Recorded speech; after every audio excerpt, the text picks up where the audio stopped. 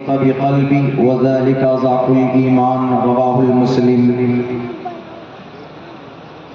وقال رسول الله صلى الله عليه وسلم كلكم راع وكلكم مسؤول عن رعيته أو كما قال النبي عليه الصلاة والسلام.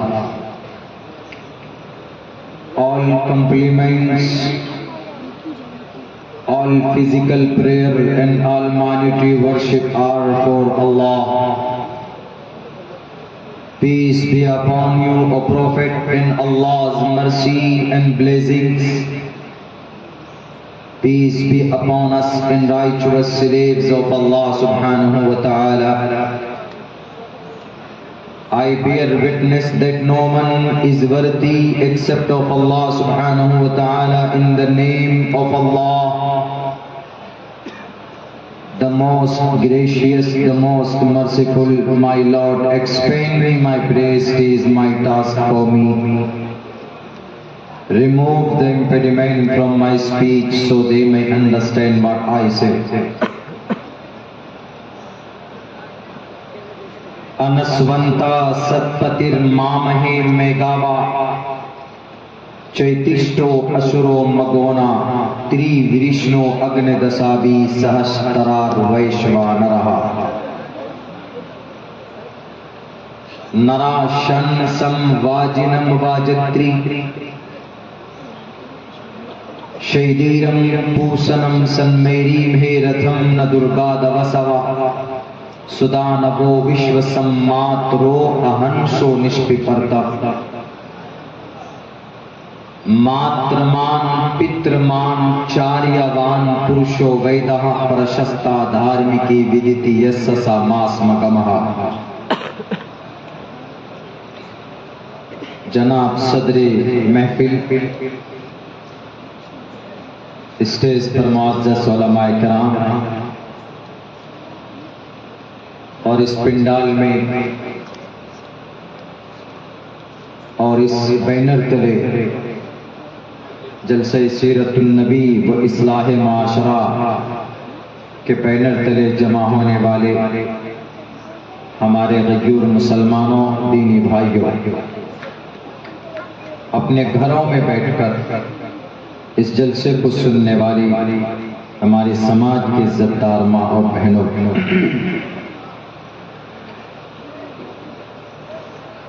ये जलसा सीरतुन नबी के उन्वान पर है।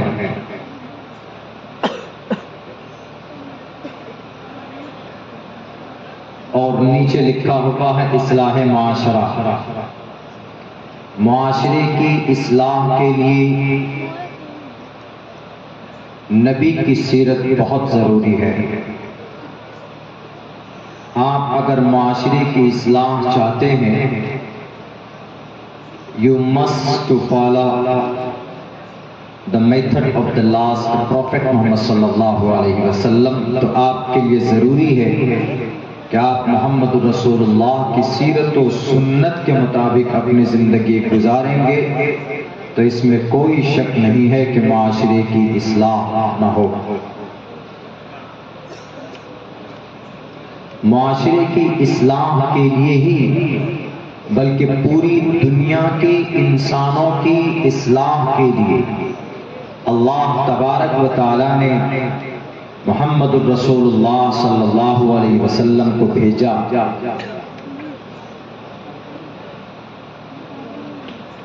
और आज हमारे गांव में, समाज में जितनी भी बुराई और जितनी भी खुराफात है, अगर हम उनको खत्म करना चाहते हैं तो हमें नबी की जिंदगी के ऊपर नजर डालने की जरूरत है। वरना दुनिया में कितने बेहतर तरीके और रास्ते आपके सामने पेश किए जाए, कौम और समाज की इस्लाह नहीं हो सकती है। क्योंकि अल्लाह तबारक व तआला ने इस काम के लिए अब से 1458 साल पहले اللہ تبارک و تعالیٰ نے محمد رسول اللہ صلی اللہ علیہ وسلم کو ایک قانون دے کر بھیجا، ایک سنویدھان دے کر بھیجا،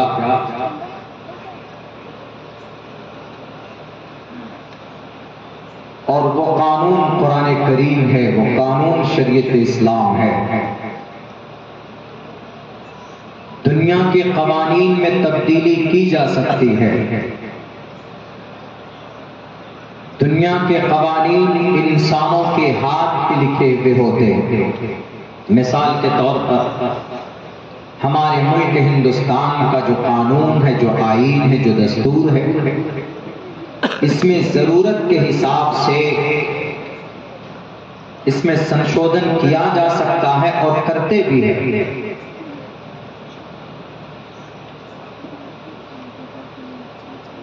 چونکہ یہ انسانوں کی ہاتھ کی لکھی ہوئی کتاب ہے، ہم سب جانتے ہیں، مگر اللہ نے جو قانون جناب محمد رسول اللہ صلی اللہ علیہ وسلم کے ذریعے انسانوں کو کے لیے دیا ہے، اس کے اندر کوئی سنشودھن نہیں ہو سکتا، کوئی تبدیلی نہیں ہو سکتی۔ اس میں جو حکم ہے وہ قیامت تک کے لیے، ان کے اندر جو فرمان ہے وہ to the day of judgement کے لیے، اس کے اندر جو چیزیں بیان کی گئی ہے اس کو دنیا کا کوئی ماہی بدل نہیں سکتا ہے۔ اس بات کا یقین ہمیں ہونا چاہیے۔ اور یہ وہ قانون ہے جس کے اندر سماج میں اگر کوئی برائی ہے تو اس برائی کو کیسے ختم کیا جائے، یہ قانون بھی اس کتاب میں ہے۔ اگزامپل کے طور پر ہمارے سماج میں ہمارے نوجوان اگر شراب پیتے ہیں، نشہ کرتے ہیں، تو اس نشہ اور شراب کو روکنے کے لیے کیا قانون ہے قرآن میں اور شریعت میں؟ شراب حرام ہونے سے پہلے اس کی اجازت تھی، بلکہ مہمان اگر گھر پر آتے تھے صحابہ کرام کے، تو جیسے ہم لوگ چائے ٹھنڈا پیش کرتے ہیں تو اس وقت میں شراب کا گلاس پیش کیا جاتا تھا، جب شراب کی حرمت نازل نہیں ہوئی تھی۔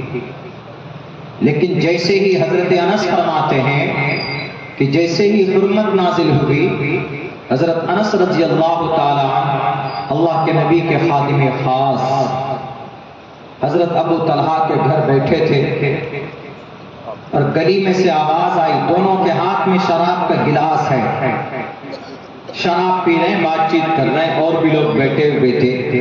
اس وقت شراب جائز تھی، تو آواز آئی، حضرت طلحہ نے کہا کہ انس جا کر دیکھو تو باہر کس چیز کی آواز ہے؟ تو انہوں نے آواز سنی، الا ان الخمر قد حرمت، کہ لوگوں سنو، آج کی تاریخ سے اسی وقت سے یعنی کہ آج تاریخ گزر جائے گی تو کل سے عمل کریں گے، کل سے اس قانون پر عمل کریں گے نہیں، اسی وقت سے فرام ناؤ، اسی وقت سے شراب کے اوپر بین لگا دیا گیا ہے، شراب ناجائز اور حرام۔ حضرت ابو طلحہ کھڑے ہوئے، یہ بھی نہیں پوچھا کہ محمد رسول اللہ کی طرف سے آرڈر ہے کیا، حالانکہ جس آدمی نے اس پیغام کو گلی گلی تک پہنچا رہا تھا وہ محمد رسول اللہ صلی اللہ علیہ وسلم کے صحابی ہیں۔ ویریفیکیشن کی کوئی ضرورت نہیں تھی کہ ویریفائی کر لو پہلے کہ محمد کی طرف سے یا اپنی طرف سے کہہ رہا ہے۔ تو صحابی حضرت ابو طلحہ نے جیسے ہی آواز کانوں تک پہنچی تو فوراً حضرت انس سے کہا کہ انس کھڑے ہو جاؤ، شراب کا یہ جو مٹکے ہیں انہیں اٹھاؤ، اور جو ہاتھ میں شراب کا گلاس ہے اس کو بھی لے جا کر باہر گلیوں میں نالی کے اندر ڈال دو۔ کہا جاتا ہے کہ جب شراب کی حرمت نازل ہوئی تو اس وقت شراب شراب کے اتنے مٹکے توڑے گئے کہ مکہ کی گلیوں میں، وہاں کے نالیوں میں صرف شراب ہی شراب نظر آتی تھی۔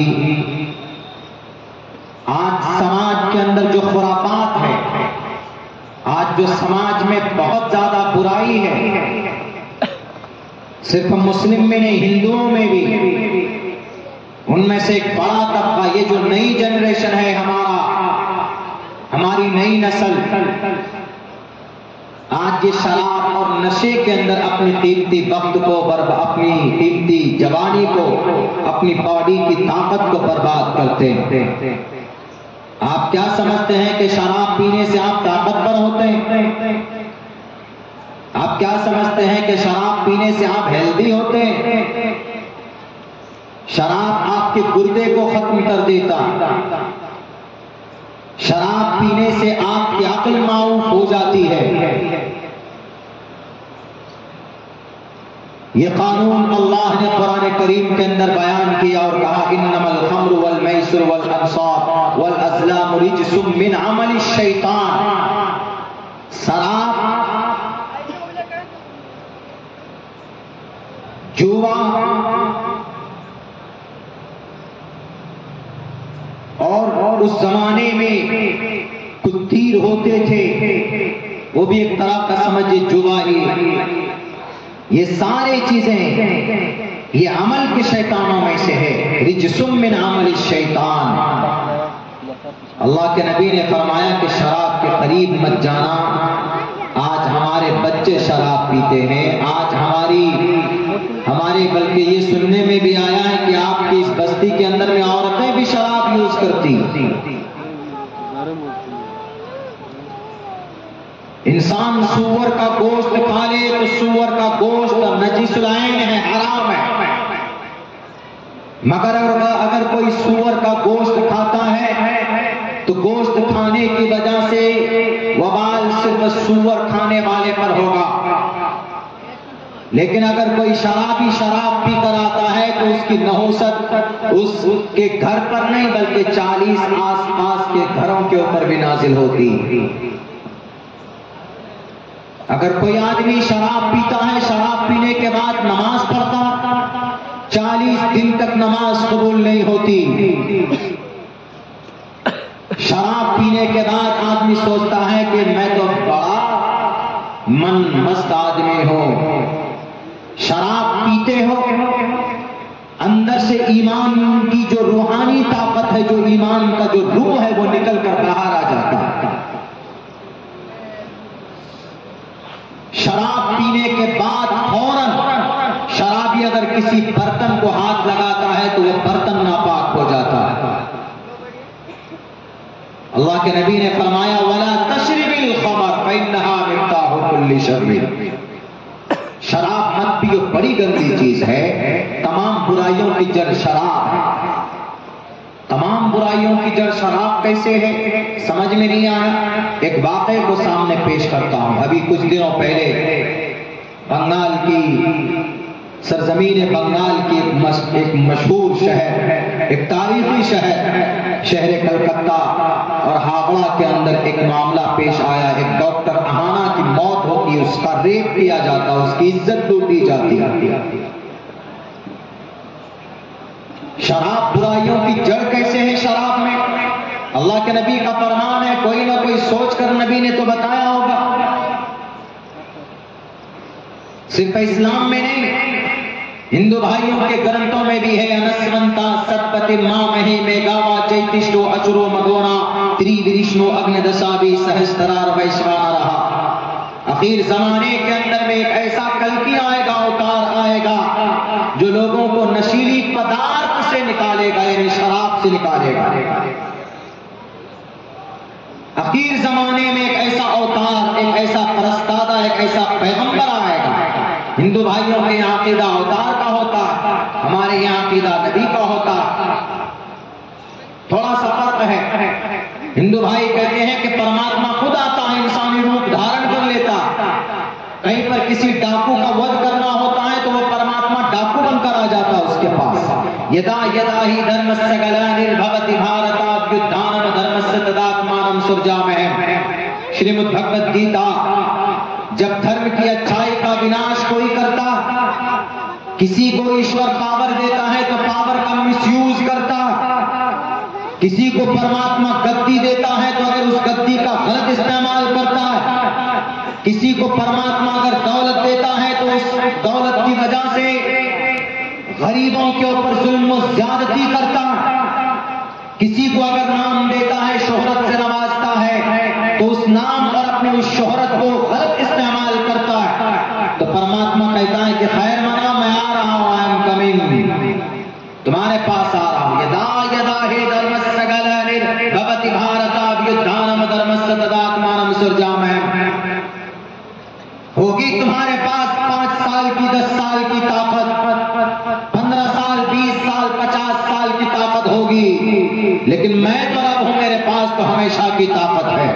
मैंने तुझे ताकत दी, तुझसे ज्यादा बड़ी ताकत वाला यंत्र और तंत्र मेरे पास है। पीले रंग के तंत्र पर बड़े घमंड करते हैं लोग, लेकिन रब और परमात्मा कहता है कि मेरे पास भी दूध की ताकत है, मेरे पास भी फरिश्ते की ताकत है। रब्बे जुल जलाल के पास सबसे ज्यादा ताकतवर फरिश्ता हजरत जिब्राइल अमीन थे। इतनी ताकत थी जिब्राइल अमीन को, अल्लाह ने इतनी ताकत दी थी कि अल्लाह ने उनकी ताकत की कस्में खाई। ज़ी क़ुव्वतिन इंद ज़िल अर्श मकीन, इतनी ताकत कि कौम लूत को गर्क करना हुआ तो जिब्राइल से कहा कि जाओ जरा समझा दो उस कौम को, नहीं तो बता दो उस कौम को कि तुम कौन हो और मैं कौन हूं। जब जिब्राइल अमीन आते हैं तो कौम के लोगों को समझाते हैं कि कौम के लोगों बाज आ जाओ गुनाह से, बाज आ जाओ जुल्म करने से, रुक जाओ, तुम जुल्म ज़्यादती से नहीं रुकोगे तो मैं जिब्राइल, मेरे पास ताकत है, मेरे बाजुओं में इतनी ताकत है, मैं चाहूं तो पूरे इस 6 करोड़ 30 लाख मुरब्बा मील की जमीन को 1 सेकंड के अंदर इसको रेजा रेजा कर सकता है ये जिब्राइल। नहीं माने, उन्होंने कहा कि तुमको जो करना है तुम करो, हम तो अपनी जगह पर रहेंगे। तो हजरत जिब्राइल ने कौम लूत की बस्ती के नीचे हाथ वो पर देकर उसको 7वें आसमान पर लेकर जाते हो, उठाकर पटक डालते हैं, पूरी कौम तबाह हो जाती। यदा यदा हि धर्मस्य ग्लानिर्भवति भारताभ्युत्थानम् धर्मस्य तदात्मानं सृजाम्यहम्। बात दूसरी तरफ चली गई। बस इतना कहना चाहता हूं कि अगर रब किसी को ताकत देता है तो मिसयूज नहीं होना चाहिए उसका। जैसा कि पूरी दुनिया के अंदर आज ताकत का नाजायज इस्तेमाल लोग कर रहे हैं, पूरी दुनिया। ताकत के बलबूते पर कोई जन्नत का दावेदार नहीं बना। ताकत की वजह से किसी को जन्नत मिलती तो सबसे पहला हकदार फिरौन होता। दौलत की वजह से कोई जन्नत का ठेकेदार होता तो सबसे पहले कारून को दौलत जन्नत दी जाती। इसीलिए अल्लाह तबारक व तआला का निजाम है, जो मेरा महबूब बनेगा हम उसी को जन्नत देंगे। हमें नाम से कोई लेना देना नहीं, हमें काम चाहिए, काम, हमें अमल चाहिए। इन्न अक्रमकुम इंदल्लाहि अत्काकुम, अमल चाहिए। अमल अच्छा होगा तो सब कुछ अच्छा रहेगा। वरना बड़े बड़े तुर्रम खां को रब्बे जुल जलाल ने चंद सेकंडों के अंदर किसी को मच्छर से मरवाया, किसी को पानी में गर्क करवाया, किसी को जमीन में धंसा दिया। वो अल्लाह है। तो बैरक ये अकीदा कि जब कभी बुराई होती है तो हिंदू भाइयों के यहाँ भी ये है कि इंसानी रूप धारण करके परमात्मा आता। जैसे रावण का जुल्म बढ़ा था तो श्री रामचंद्र जी के अवतार विष्णु ने अवतार लिया था। कौरवों का जुल्म बढ़ा पांडवों के ऊपर तो श्री कृष्ण जी आ गए, अर्जुन को भेज दिया। ऐसे ही दुर्गम राक्षस का जुल्म बढ़ा तो दुर्गे माता को भेज दिया, भगवती माँ को दुर्गा माता बनाकर भेज दिया। भस्मासुर का जुल्म बढ़ा तो काली को भेज दिया, दुर्गे माता भगवती माँ को काली के अवतार लेकर भेज दिया। बैरक एक हिस्ट्रिकल बातें हैं, कंपेयर करेंगे तो बड़ा टाइम लगेगा, लेकिन इतना जरूर हम कहते हैं کہ اللہ تبارک و تعالیٰ کا یہ نظام اور یہ سسٹم ہے کہ اللہ تبارک و تعالیٰ نے برائی کو ختم کرنے کے لیے، اس کے خاتمے کے لیے جناب محمد رسول اللہ صلی اللہ علیہ وسلم کو بھیجا۔ میڈیکل سائنس یہ کہتی ہے کہ نہیں، شراب پینے سے، کچھ لوگ کہتے ہیں کہ شراب پینے سے باڈی کے اندر انرجی آتی، طاقت آتی۔ اللہ کے نبی فرماتے ہیں کہ شراب پینے سے عقل معروف ہوتی۔ دلیل یہ ہے کہ شرابی شراب پینے کے بعد الٹا سیدھا بولتا ہے، شرابی شراب پینے کے بعد راستہ بھٹک جاتا ہے، شرابی شراب پینے کے بعد بیوی کو مارتا ہے، شرابی شراب پینے کے بعد ماں پر ہاتھ اٹھاتا ہے، شرابی شراب پینے کے بعد بیوی کو طلاق دے دیتا ہے، شرابی شراب پینے کے بعد گالیاں بکتا ہے۔ اس بات کی دلیل ہے کہ شراب سب سے پہلے کامن سینس پر اٹیک کرتی ہے، انسان کی عقل پر اٹیک کرتی ہے۔ اس لیے ہمارے سماج کے نوجوانوں، شراب پینے سے پہلے یاد رکھنا کہ تمہارا شراب پینے کے بعد کسی برتن پر ہاتھ لگاتے ہو تو وہ برتن ناپاک ہو جاتا۔ اگر شراب پینے کے بعد تمہاری موت ہو جائے، ممکن ہے تم حالت کفر میں مرو گے۔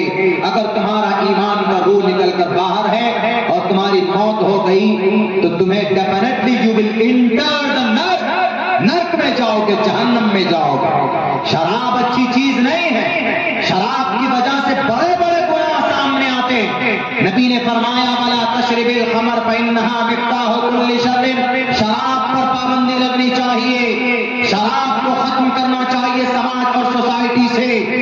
ہمارے نوجوانوں، اللہ کے نبی کا 1458 سال پہلے کا یہ پیغام ضرور ہے، لیکن قیامت تک تمام انسانوں کی بھلائی کے لیے ہے۔ اگر اس پر عمل ہوتا تو ڈاکٹر اہانا کی موت نہیں ہوتی، اس کی عزت نہیں لوٹی جاتی، اس کو مارنے والا وہ باکسر، اس کو مارنے والا وہ گارڈ اس ہاسپٹل کا، اس میڈیکل کالج کا سی بی آئی نے اپنے چارج شیٹ کے اندر داخل کیا۔ ڈھونڈیے، ملے گا آپ کو، آن لائن ویب سائٹ پہ سب کچھ ملے گا۔ آن لائن صرف سوشل میڈیا پر ایکٹیو رہنے سے کچھ نہیں ہوگا، آپ کی شریعت کی بہت باتیں دنیا کے آج کے زمانے کے اندر پائی جاتی ہے جس کو مس یوز کیا جاتا ہے۔ سی بی آئی نے جب چارج شیٹ داخل کیا تو اس میں لکھا کہ اس آدمی نے اس عورت کے ساتھ 5 مرتبہ اس کی عزت لوٹی، اس 1 گھنٹے کے اندر، شاید 1-2 گھنٹے کے اندر، پوری اس رات کے اندر جو واردات ہوا، 5 مرتبہ اس ایک اکیلا آدمی نے۔ اور اس کے اندر یہ طاقت اور یہ حیوانیت، یہ جانور بنا کیسے؟ تو سی بی آئی نے لکھا ہے کہ اس واردات کو انجام دینے سے پہلے 3 دن سے کنٹینیو وہ شراب پی رہا تھا۔ وہ آدمی 3 دن سے شراب پی رہا تھا، اور اس کا دوست تھا، دوست کی بھائی کا ٹریٹمنٹ چل رہا تھا، تو وہ اس ہاسپٹل کا خود بخود گارڈ تھا، راتوں کو ڈیوٹی دیتا تھا، باکسر تھا وہ، کسی زمانے میں باکسنگ کا کام کچھ پریکٹس کیا ہوگا، تو بہرکیف چھوٹی سی نوکری لگی کہ چلو بھائی تم رکشک بنو، لیکن کیا پتا کہ وہ ایک عورت، وہ ایک لیڈیز کا بخشک بننے والا۔ اتنا بڑا گناہ، اتنا بڑا خطرناک عمل کیسے وجود میں آ سکتا ہے؟ تو سی بی آئی نے اپنی چارج شیٹ میں یہ داخل کیا ہے کہ 3 دن سے شراب پیتا تھا، اور وہ اس ٹوہ میں تھا، اس انتظار میں تھا کہ یہ ڈاکٹر اہانا مجھے اکیلی کہیں ملے تو میں ان کے ساتھ میں سمبند بنا، ان کا میں شکار کروں۔ ایک دن ایسا ہوا کہ وہ ڈاکٹر میڈم آئی اس پیشنٹ کو دیکھنے کے لیے، اتفاق سے یہ یہاں پر بیٹھا ہوا تھا وہیں پر، تو اس کے پاس فون آتا ہے میڈم کے پاس، ڈاکٹر کے پاس، کہ میڈم آپ کتنے بجے گھر جائیں گے؟ تو وہ اس کی ماں کا فون آیا کہ کتنے بجے گھر آؤ گی؟ تو اس ڈاکٹر نے کہا کہ ماں میں گھر نہیں آ سکتی کیونکہ میری ابھی نائٹ شفٹ ہے، میری 36 گھنٹے کی ڈیوٹی ہے، میں پوری کر کے آؤں گی، ابھی میں رات یہیں رکوں گی۔ اس کو سننا تھا، وہ پاس میں تھا، اس کو جیسے ہی سننا تھا کہ بھئی آج تو بہت اچھا ہے، شکار کرنے کا موقع مل گیا، راستے سارے کھلے ہوئے، اس کو ہر ایک گلی اور ہر ایک کمرے کے بارے میں پتا تھا، تو اس نے سوچا کہ موقع بہتر ہے، گیا دکان پہ 5 بوتل شراب لاتا ہے اور پیتا ہے بیٹھ کر اپنے چیمبر میں اپنے دوست کے ساتھ. 12 بجے تک شراب پیتا، ابھی چکر لگاتا ہے، وہ اپنے دوست کے پاس جاتا، وہاں پر دیکھتا اس کی وہ ڈاکٹر آتی، وہ ڈاکٹر چیک اپ کر کے چلی جاتی اپنی نائٹ ڈیوٹی کر کے. ٹرینی ڈاکٹر تھی. ڈاکٹر آہنا والے ہندو ہو کہ مسلم ہو، میں اس سے کوئی لینا دینا نہیں، کیونکہ جیسے ہماری بیٹی کی عزت اور سمان ہے ویسے ہندو دھرم کی بیٹی اور ان کا سمان ہونا چاہیے. جیسے ہم کہتے ہیں کہ ہماری بیٹی ہماری گھر کی عزت ہے، ہماری بہن ہماری گھر کی رحمت و عزت ہے، یہ ہونا چاہیے، ہمیں نبی نے بتایا. ایسے ہی ان کے یہاں بھی ہے، یتر ناری استو پوجنتے رمنتے تتر دیوتا تتر تاستو نہ پوجنتے نہ رمنتے نہ تتر دیوتا.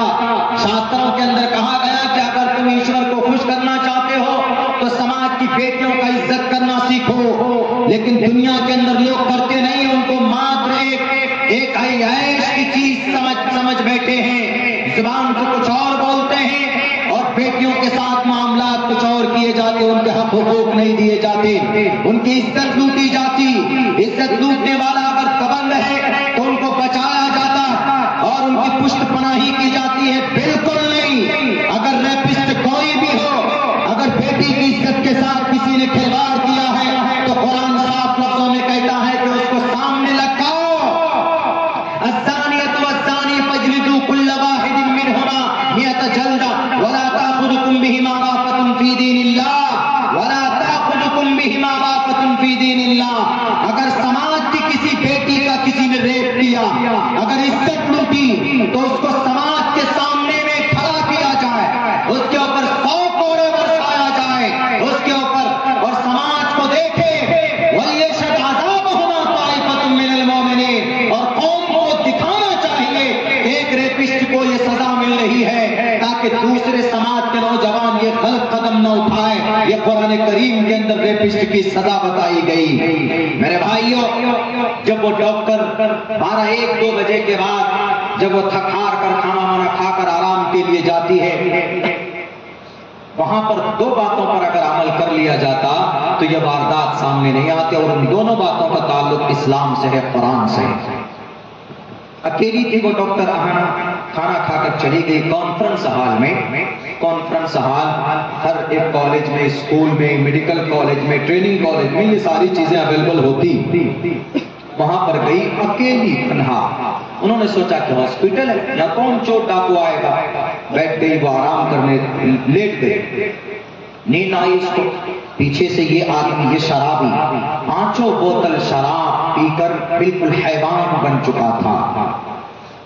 یہ دیکھ کر چلا گیا اس کے پاس. وہاں جانے کے بعد اندر سے کنڈی لگاتا ہے، 1-1.5 گھنٹے تک وہاں پر رہتا ہے اور پھر اس کے اوپر ظلم کرتا ہے، اس کو مارتا ہے. بلکہ کہا گیا ہے کہ اس کی شاید ریڑھ کی یا کمر کی ہڈی بھی توڑ دی تھی، اور اس کو اتنا زور سے تھپڑ مارا تھا کہ اس نے چشمہ پہنے ہوئے تھے اس ڈاکٹر نے، وہ چشمے کا جو سیسا گلاس ہے وہ ٹوٹ کر اس کے آنکھ میں گھس گیا. اس کی گردن ٹیڑھی کر دی. اس کو مار کر اس کے ساتھ پہلی مرتبہ اس کی عزت لوٹتا ہے، اس کی موت ہو جاتی ہے. اس کے بعد 4 مرتبہ پھر اس کے ساتھ میں غلط کام کرتا. یہ کون کر سکتا ہے؟ ایک نارمل حالت میں انسان نہیں کر سکتا. یہ شراب کی وہ 5 بوتل شراب کا نشہ تھا جس کی وجہ سے وہ درندہ بنا. اسی لیے سبق حاصل کرنے کے لیے ہے. اس واقعے کو میں نے آپ کے ساتھ جوڑا. لوگوں کو نہیں ہے پتا. لوگ تو کہتے ہیں کہ ارے قرآن، حدیث، سیرت، سنت، what is need nowadays the modern generation. اس زمانے میں کیا ضرورت ہے قرآن کے پیغام کو، سیرت کی بات کو کہنے کے لیے؟ میں سینہ تان کر 2 لفظوں میں کہوں گا، ہمارے نبی کا فرمان 1450 سال پہلے کے لیے بھی تھا، آج کے لیے بھی ہے. اور دنیا پرست لوگوں، نفرتیوں، سنو، یہ قیامت تک کے لیے بھی ہے. اور قیامت کے بعد جنت میں جانا ہوگا تو ہمارے نبی کی سیرت و سنت کی ضرورت پڑے گی. وہاں پر بھی اگر جنت میں کسی کو جانا ہوگا تو نبی پاک علیہ الصلوۃ والسلام کی جیونی پر عمل کیے کوئی مائے کا لال جنت کے دروازے تک نہیں پہنچ سکتا ہے۔ اگر کامیابی کسی کو چاہیے تو نبی کا غلام بننا ہوگا، نبی کا عاشق بننا ہوگا، نامی عاشق نہیں کامی عاشق بننا ہوگا، نام کا عاشق نہیں کام کا عاشق بننا ہوگا، نام کا عبد الرحمان نہیں بلکہ کام کا عبد الرحمان بننا ہوگا۔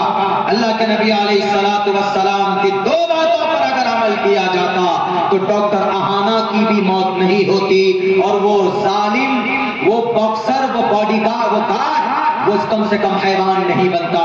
اللہ کے نبی نے کیا فرمایا؟ وَلَا تَشْرِبِ الْخَمْرَ فَإِنَّهَا مِفْتَاحُ كُلِّ شَرٍّ، شراب مت پیو، بڑی گندی چیز ہے، بہت گندی چیز ہے۔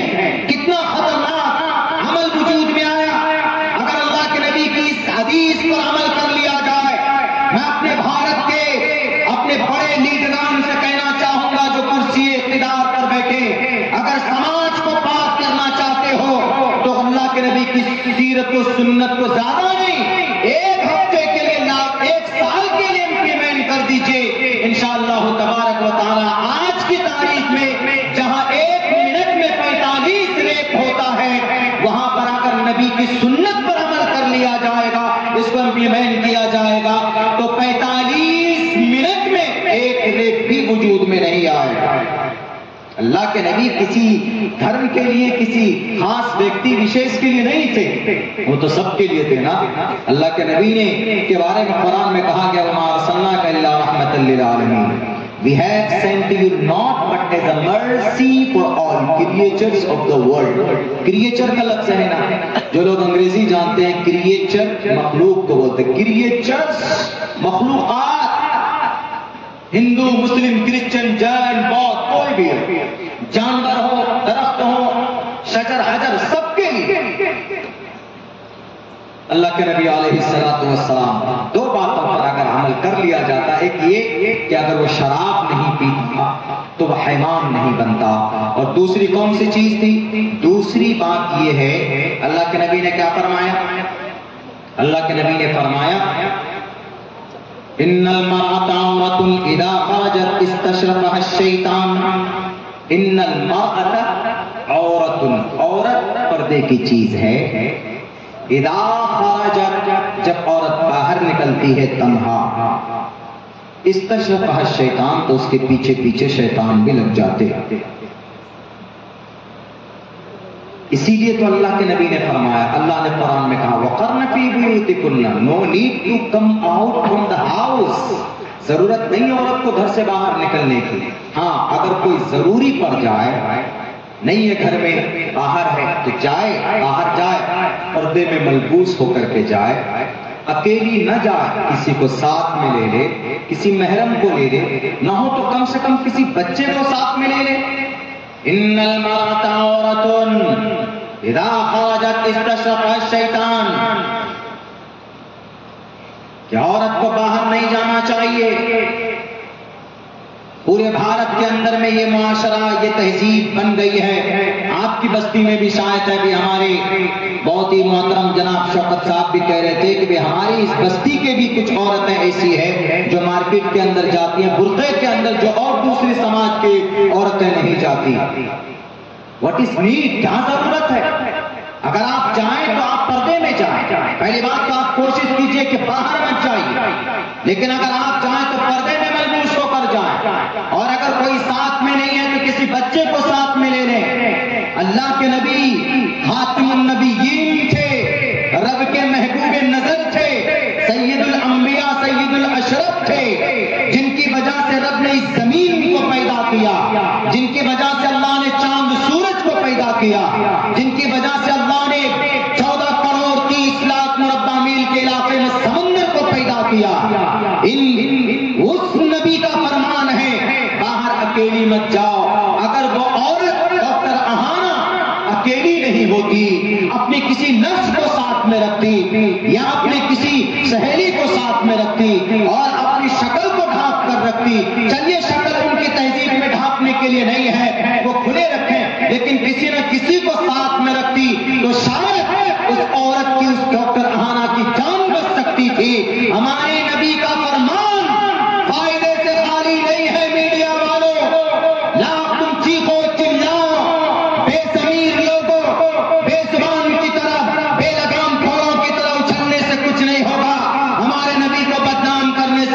یہ ہوگا کہ نبی پاک علیہ السلام نے دیکھو 6 سال کی عمر میں بیوہ کر لیا، 9 سال کی عمر میں بیوی بنا کر لیا ہے، نبی 50 سال کا اور بہن ان کی بیوی 9 سال کی، یہ تو بڑا ظلم ہے، اتیاچار ہے، غلط سوچ ہے آپ کی، آپ کے اندر جہالت ہے، آپ ناخواندہ ہے، آپ سمجھ نہیں پائے ہمارے نبی پاک علیہ السلام کے فرمان کو، ان کے افعال اور ان کے اطوار کو۔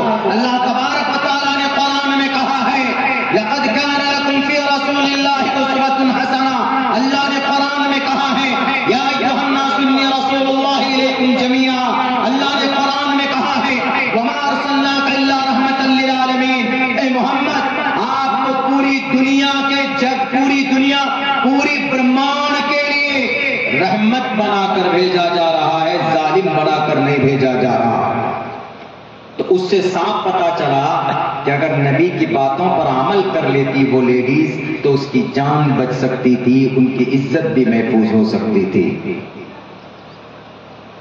لیکن نہیں، کوششیں چل رہی ہے، لوگ کوششیں کر رہے نبی کو بدنام کرو، محمد رسول اللہ صلی اللہ علیہ وسلم کو بدنام کرو، کچھ نہیں ہوگا، لاکھ کوششیں کر لے محمد رسول اللہ کو بدنام کرنے کے لیے۔ سب سے زیادہ کوشش کی گئی ہے جناب محمد رسول اللہ صلی اللہ علیہ وسلم کو بدنام کرنے کی، لیکن خوشی اس بات کی بھی ہے کہ سب سے زیادہ چاہنے والے، سب سے زیادہ ماننے والے، سب سے زیادہ عاشق محب اگر دنیا کے اندر کسی شخصیت کی، کسی ذات کی ہے تو جناب محمد رسول اللہ صلی اللہ علیہ وسلم کی ذات ہے۔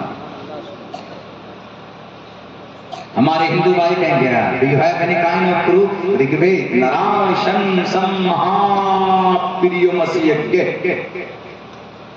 نراشنس ایسا ویکتی ہے مہا پریے، بہت پریے، لوگ ان سے پیار کریں، لوگ ان سے محبت کریں۔ 2750 سال پہلے اس دھرتی پر ایک بہت بڑا پرنس پیدا ہوا، ایک بہت بڑا شہزادہ گوتم بدھ سدھارتھ بودھ گیا میں پیدا ہوا۔ 30 سال کے لیے جنگل میں چلے گئے، وہاں جانے کے بعد وہ 30 سال کے بعد آئے تو ان کا دعویٰ تھا کہ مجھے وانی ہوگی، مجھے جان پراپت ہوا، میں ویدی ہوں، ویدی کا مطلب جانکار، میرے نام کے ساتھ چترویدی لگایا، چاروں ویدوں کا جانی، غلط ہے، اگر لگانا ہی ہے تو 18 ویدی لگائیے، اس لیے کہ میں قرآن بھی جانتا ہوں، میں نے اپنشد کو بھی پڑھا، اور ابھی اماں عائشہ کے تعلق سے جو بھی واقعہ اٹھایا گیا تھا مہاراشٹر کی دھرتی پر ایک گرو جی کے ذریعے سے، تو ان کی جہالت ہے، میں نے اس کے اوپر ریسرچ کرنے کے لیے میں نے مہابھارت کم سے کم 3 مرتبہ شروع سے لے کر اول اخیر تک میں نے نظر ڈالا ہے، اور کچھ جگہوں کے اوپر منتر کے اوپر ہم نے ریسرچ کیا تو مہابھارت میں 2 منتر ملے مجھے، ان کو جواب دینے کے لیے، ان کو سمجھانے کے لیے، بتانے کے لیے۔ تو یہ میرا شوق ہے دنیا کے دھرم کو پڑھنا، آپ بھی پڑھ سکتے ہیں، ایسا نہیں ہے کہ میں آسمان سے اترا ہوں، آپ بھی پڑھ سکتے ہیں، محنت کر سکتے ہیں، لیکن چیزیں ایک جگہ ملتی نہیں ہیں تو لوگ پریشان ہو جاتے ہیں تو چھوڑ دیتے ہیں۔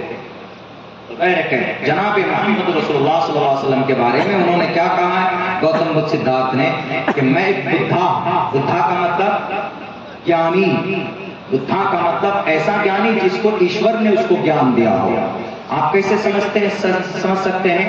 یعنی کوئی نبی ہو، نبی کو گیان کہاں سے ملتا ہے؟ آسمان سے ملتا ہے، یعنی اللہ کی طرف سے دیا جاتا ہے فرشتوں کے ذریعے سے، اسی کو نبی اور رسول بولتے ہیں، تو اس کو پالی زبان میں بدھا بولتے ہیں۔ تو گوتم بدھ سدھارتھ نے کہا میں تو ایک سادھارن بدھا ہوں، میں ایک نارمل بدھا ہوں، میرے جانے کے بعد ایک اخیر میں ایک بدھا آئے گا، اس بدھا کو ماننا اخیر زمانے میں کون آئے گا؟ جناب محمد رسول اللہ صلی اللہ علیہ وسلم آئے، اور اخیر بدھا آئے گا، آخری بدھا یعنی آخری نبی، اور ہمارے محمد آخری نبی تھے۔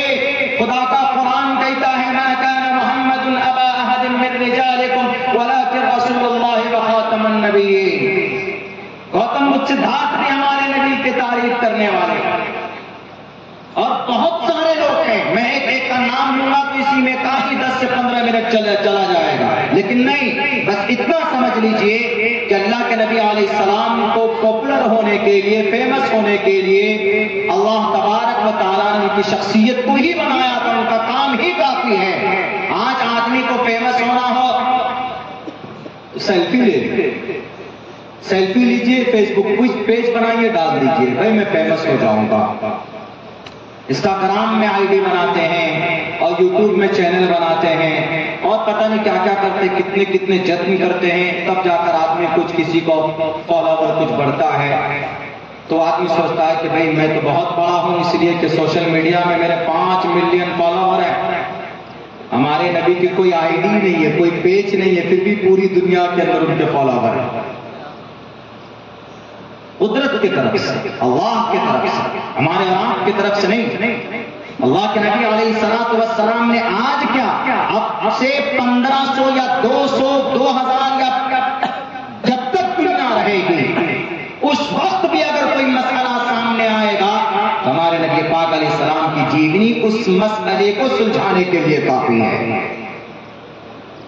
جس کو سمجھ میں نہیں آتی ہے بات، وہی کہتے ہیں ارے مولانا آپ کے نبی کیسے اتنے بڑے رول ماڈل ہو سکتے ہیں؟ آپ کے نبی نے تو 9 سال کی بچی کو بیوی بنا کر لے کر آئے، 6 سال کی عمر میں وواہ کیا آپ کے محمد نے۔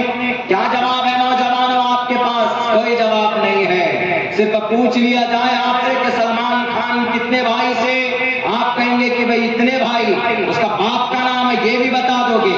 شاہ رخ خان کی کون سی فلم نے کتنی کمائی کی آپ شاید یہ بھی بتا دو گے، اور کتنے مہینے کے بعد کون سی فلمیں آ رہی شاید آپ یہ بھی بتا دو گے۔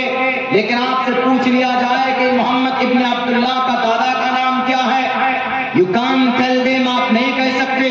آپ سے پوچھ لیا جائے کہ محمد رسول اللہ نے 11 شادیاں کیوں کی تھی، آپ نہیں بتا سکتے۔ آپ سے پوچھ لیا جائے کہ محمد علیہ السلام کے بیٹے کتنے تھے تو آپ کو نہیں معلوم ہے۔ آپ سے پوچھ لیا جائے کہ وضو میں کتنے فرائض ہیں، آپ دائیں بائیں گھومیں گے دیکھیں گے۔ آپ سے پوچھ لیا جائے کہ وضو میں غسل میں کتنے فرائض ہیں، غسل فرض، غسل جب کرنے جاتے تو کتنے فرائض ہیں، آپ نہیں بتا پائیں گے۔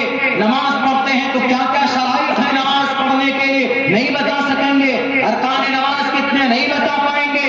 یہ جوانی کس لیے ہے؟ اللہ نے آپ کو باڈی کس لیے دی ہے؟ اللہ نے آپ کو زندگی کس لیے دی ہے؟ میرے نوجوانوں، ان چیزوں کو جاننے کی کوشش کرو، پڑھنے کی کوشش کرو۔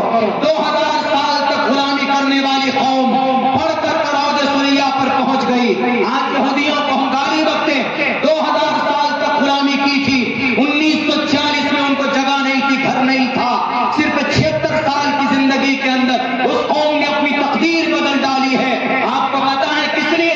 فلمیں دیکھ کر نہیں، شراب کی بوتلیں اٹھا کر نہیں، بلکہ ان کی ماں نے اپنے کوکھ میں پیدا ہونے والے بچے کے اوپر محنت کی۔ ہماری ماں بہنوں کی طرح نہیں کہ برقع پہن کے چلے گئے مارکیٹ میں گھوم رہے ہیں اور رمضان کے اندر وہاں پر چائے بسکٹ اور جناب چائے اور سموسے دبا رہے ہیں، اس لیے نہیں۔ ایک یہودی عورت سے پوچھو کہ تمہارا بچہ ذہیندار کیسے ہوتا، وہ عورت کہے گی کہ 6 مہینے کے بعد جب بچہ پیٹ میں ہمارا جاتا ہے تو 6 مہینہ بیتنے کے بعد ہم ان بچوں کو پریکٹیکلی بول بول کر ان کے ذہن کو تیز کرتے۔ یہ میڈیکل سائنس بھی کہتی، یہ تو بعد میں کہتی، لیکن خدا کی شریعت، اللہ کا قرآن، نبی کی سنت بتاتی ہے کہ ماں کے پیٹ میں اگر کوئی بچہ ہے، اگر ماں پاک پوتر ہو کر قرآن کریم کی تلاوت کرے تو اس کا اثر بچے کے ذہن میں جاتا۔ میرے بھائیوں، اور ایسی مثالیں موجود ہیں کہ جو مائیں نیک تھی، دیندار تھے، ان کے بچے جب کوکھ سے نکلے، ہاتھ میں آئے، 2 سال 1.5 سال یعنی 2-2.5 سال کی بچے کی عمر ہوئی، جب وہ بولنے پر قادر ہوا تو 15 پارے ان بچوں نے بیٹھ کر سنائے۔ یہ اس چیز کی برکت کا نتیجہ تھا جو ان ماؤں کے اندر تھی۔ آج کی مائیں تو جناب ٹی وی سیریل کے اندر کھانا بنا رہی، کان میں لیڈ، اور وہ کس کو گانا سننے پر بزی ہے اور مصروف ہے۔ بالکل آپ اس سے دینی ماحول پیدا نہیں کر سکتے، اس سے سماج کی برائیوں کا خاتمہ نہیں کیا جا سکتا۔ سماج کی برائیوں کا خاتمہ کرنا ہے، نوجوانوں کو آگے آنا ہوگا، بوڑھوں کو آگے آنا ہوگا، ہمارے جتنے بھی ایجنٹ ہیں، گارجن ہیں، ان کو آگے آنا ہوگا، علماء کرام کو آگے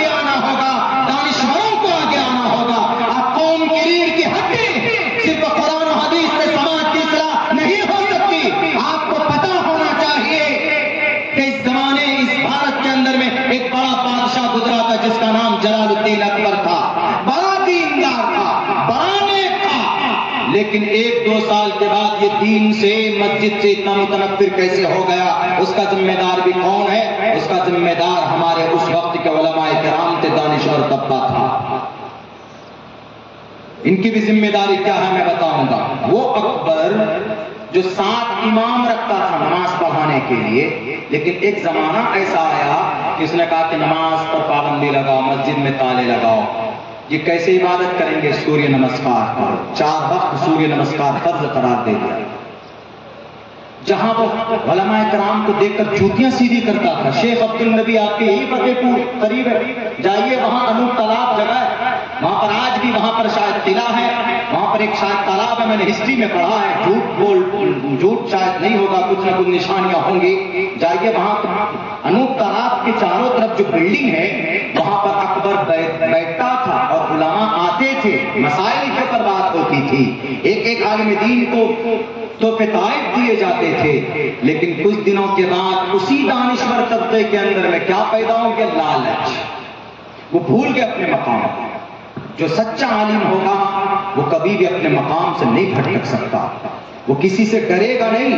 دنیا میں کتنا بڑا ظالم بادشاہ آ جائے وہ کسی سے نہیں ڈرنے والا، وہ حق بات بولے گا اور حق کی رہنمائی اور رہبری کرے گا، چاہے دنیاوی اعتبار سے ہو چاہے دینی اعتبار سے۔ تو دیکھا کہ بھئی یہ تو اکبر بہت زیادہ لٹا رہا، چلو پیسہ لوٹنے کا یہی زمانہ اور یہی وقت ہے، کسی طرح اکبر کے قریب ہو جاؤ۔ جیسے آج ہوتا نا کوئی سیلیبریٹی ہے یا کوئی بڑا آدمی ہے یا کوئی بڑا سماج کا ادیوگ پتی ہے یا سماج کا بڑا لیڈر ہے تو لوگ کوشش کرتے ہیں کہ قریب جاؤں، سیلفی کھچاؤں۔ اس زمانے میں یہ بیماری آ گئی تھی تو اکبر کے قریب بیٹھنے کے لیے علماء کرام آپس میں لڑ پڑے، گٹمٹ ہو گئے، اور وہیں سے اکبر کے دل میں نفرت پیدا ہو گئی۔ وہ لوگ اپنی ذاتی مفاد کے لیے مسائل بدل دیتے تھے، تو اکبر نے کہا کہ بھائی یہ بہت خراب طبقہ ہے، ایک کی وجہ ایک نہیں بلکہ 8-10 ایسے عالم دین تھے جو لڑ پڑے، سب کو نہیں بدنام کر سکتے، 8-10 ایسے سے جو شیخ الحدیث تھے اس وقت میں، لیکن ان کی غلطی کی وجہ سے انہوں نے کہا کہ بھائی جب یہ لڑ رہے تو کوئی وزن نہیں ہے۔ برہمن لوگ آئے، انہوں نے بڑی شانتی سے بات پیش کی، تو انہوں نے کہا کہ یہ دین اچھا لگ رہا ہم کو برہمنوں کا، اور انہوں نے آہستہ آہستہ ایک نیا دین، ایک نئی شریعت بنائی، اسی کا نام دین الہی رکھا، اور پورا تنتر ینتر لگا دیا، پورا تنتر، شراب خانہ بنایا، جوئے کا اڈا بنایا، اور جناب میت کو جلانے کا سسٹم بنایا، اور جناب غسل جنابت جو ضروری تھا یعنی حاجت یعنی ہم بستری کے بعد تو اس کو پہلے کروایا، تاکہ نہیں ہم بستری کے بعد میں جو مرد عورت کے بیچ میں اختلاط ہونے کے بعد میں جو اس پمپ نکلتا ہے جس کو منی بولتے ہیں تو یہ تو پاک چیز ہے، تو یہ پاک عمل ہے، یقیناً پاک عمل ہے، لیکن چونکہ اس عمل کی وجہ سے غسل فرض ہو جاتا ہے تو شریعت یہی کہتی ہے، تو اس نے کہا اس وقت کے بڑے جو قریب ہونا چاہتے تھے بادشاہ کے، تو بادشاہ کو خوش کرنے کے لیے بادشاہ کے من کے مطابق مسئلہ بتاتے تھے۔ جیسے آج بھی ہم میں سے کچھ لوگ ہیں اپنے اپنے خداؤں کو خوش کرنے کے لیے شریعت کو بدل دیتے ہیں، اپنے اپنے خداؤں کو خوش کرنے کے لیے قوم و سماج کا سودا کر بیٹھتے ہیں۔ اسی لیے لعنت ہے ایسے لوگوں پر، ایسے ایمان والوں پر کہ جو اپنے قیمتی ایمان کو، قیمتی دولت کو اپنی دنیاوی عیش و آرام کے لیے بیچ ڈالتے ہیں، فروخت کر دیتے ہیں۔ میرے بھائیوں بیرک ہے تو بہت سارے مسائل، لیکن ایک عالم دین کھڑا ہوا اور سینہ تان کر کہا کہ جلال الدین اکبر تو بے دین است اعتبار ندارت، تم بے دین ہو، تمہاری بات کا کوئی اعتبار نہیں ہے، شریعت تمہاری ابا کی گھر کی چیز نہیں ہے کہ تم اس کو بدل دو، شریعت کسی کی نہیں، شریعت اللہ کی ہے، اللہ، اور اللہ بھی اس کو مکمل کر چکا، اس میں کوئی تبدیلی نہیں ہوگی۔ الیوم اکملت لکم دینکم واتممت علیکم نعمتی ورضیت لکم الاسلام دینا، کوئی تبدیلی نہیں ہو سکتی، اور قیامت تک کے لیے کس کو کہاں بلانا چاہو گے؟ لوگوں نے کہا کر کے کہ مجدد الفسانی صاحب، ان کا نام پتہ ہونا چاہیے ہمارے دانشوروں کو، ہمارے مسلمانوں کو، خصوصاً ہمارے علماء طبقہ کو۔ مجدد شیخ سید احمد سرہندی رحمت اللہ علیہ جن کو مجدد الفسانی کہا جاتا، انہوں نے دین و شریعت کے لیے، آج تو جناب شریعت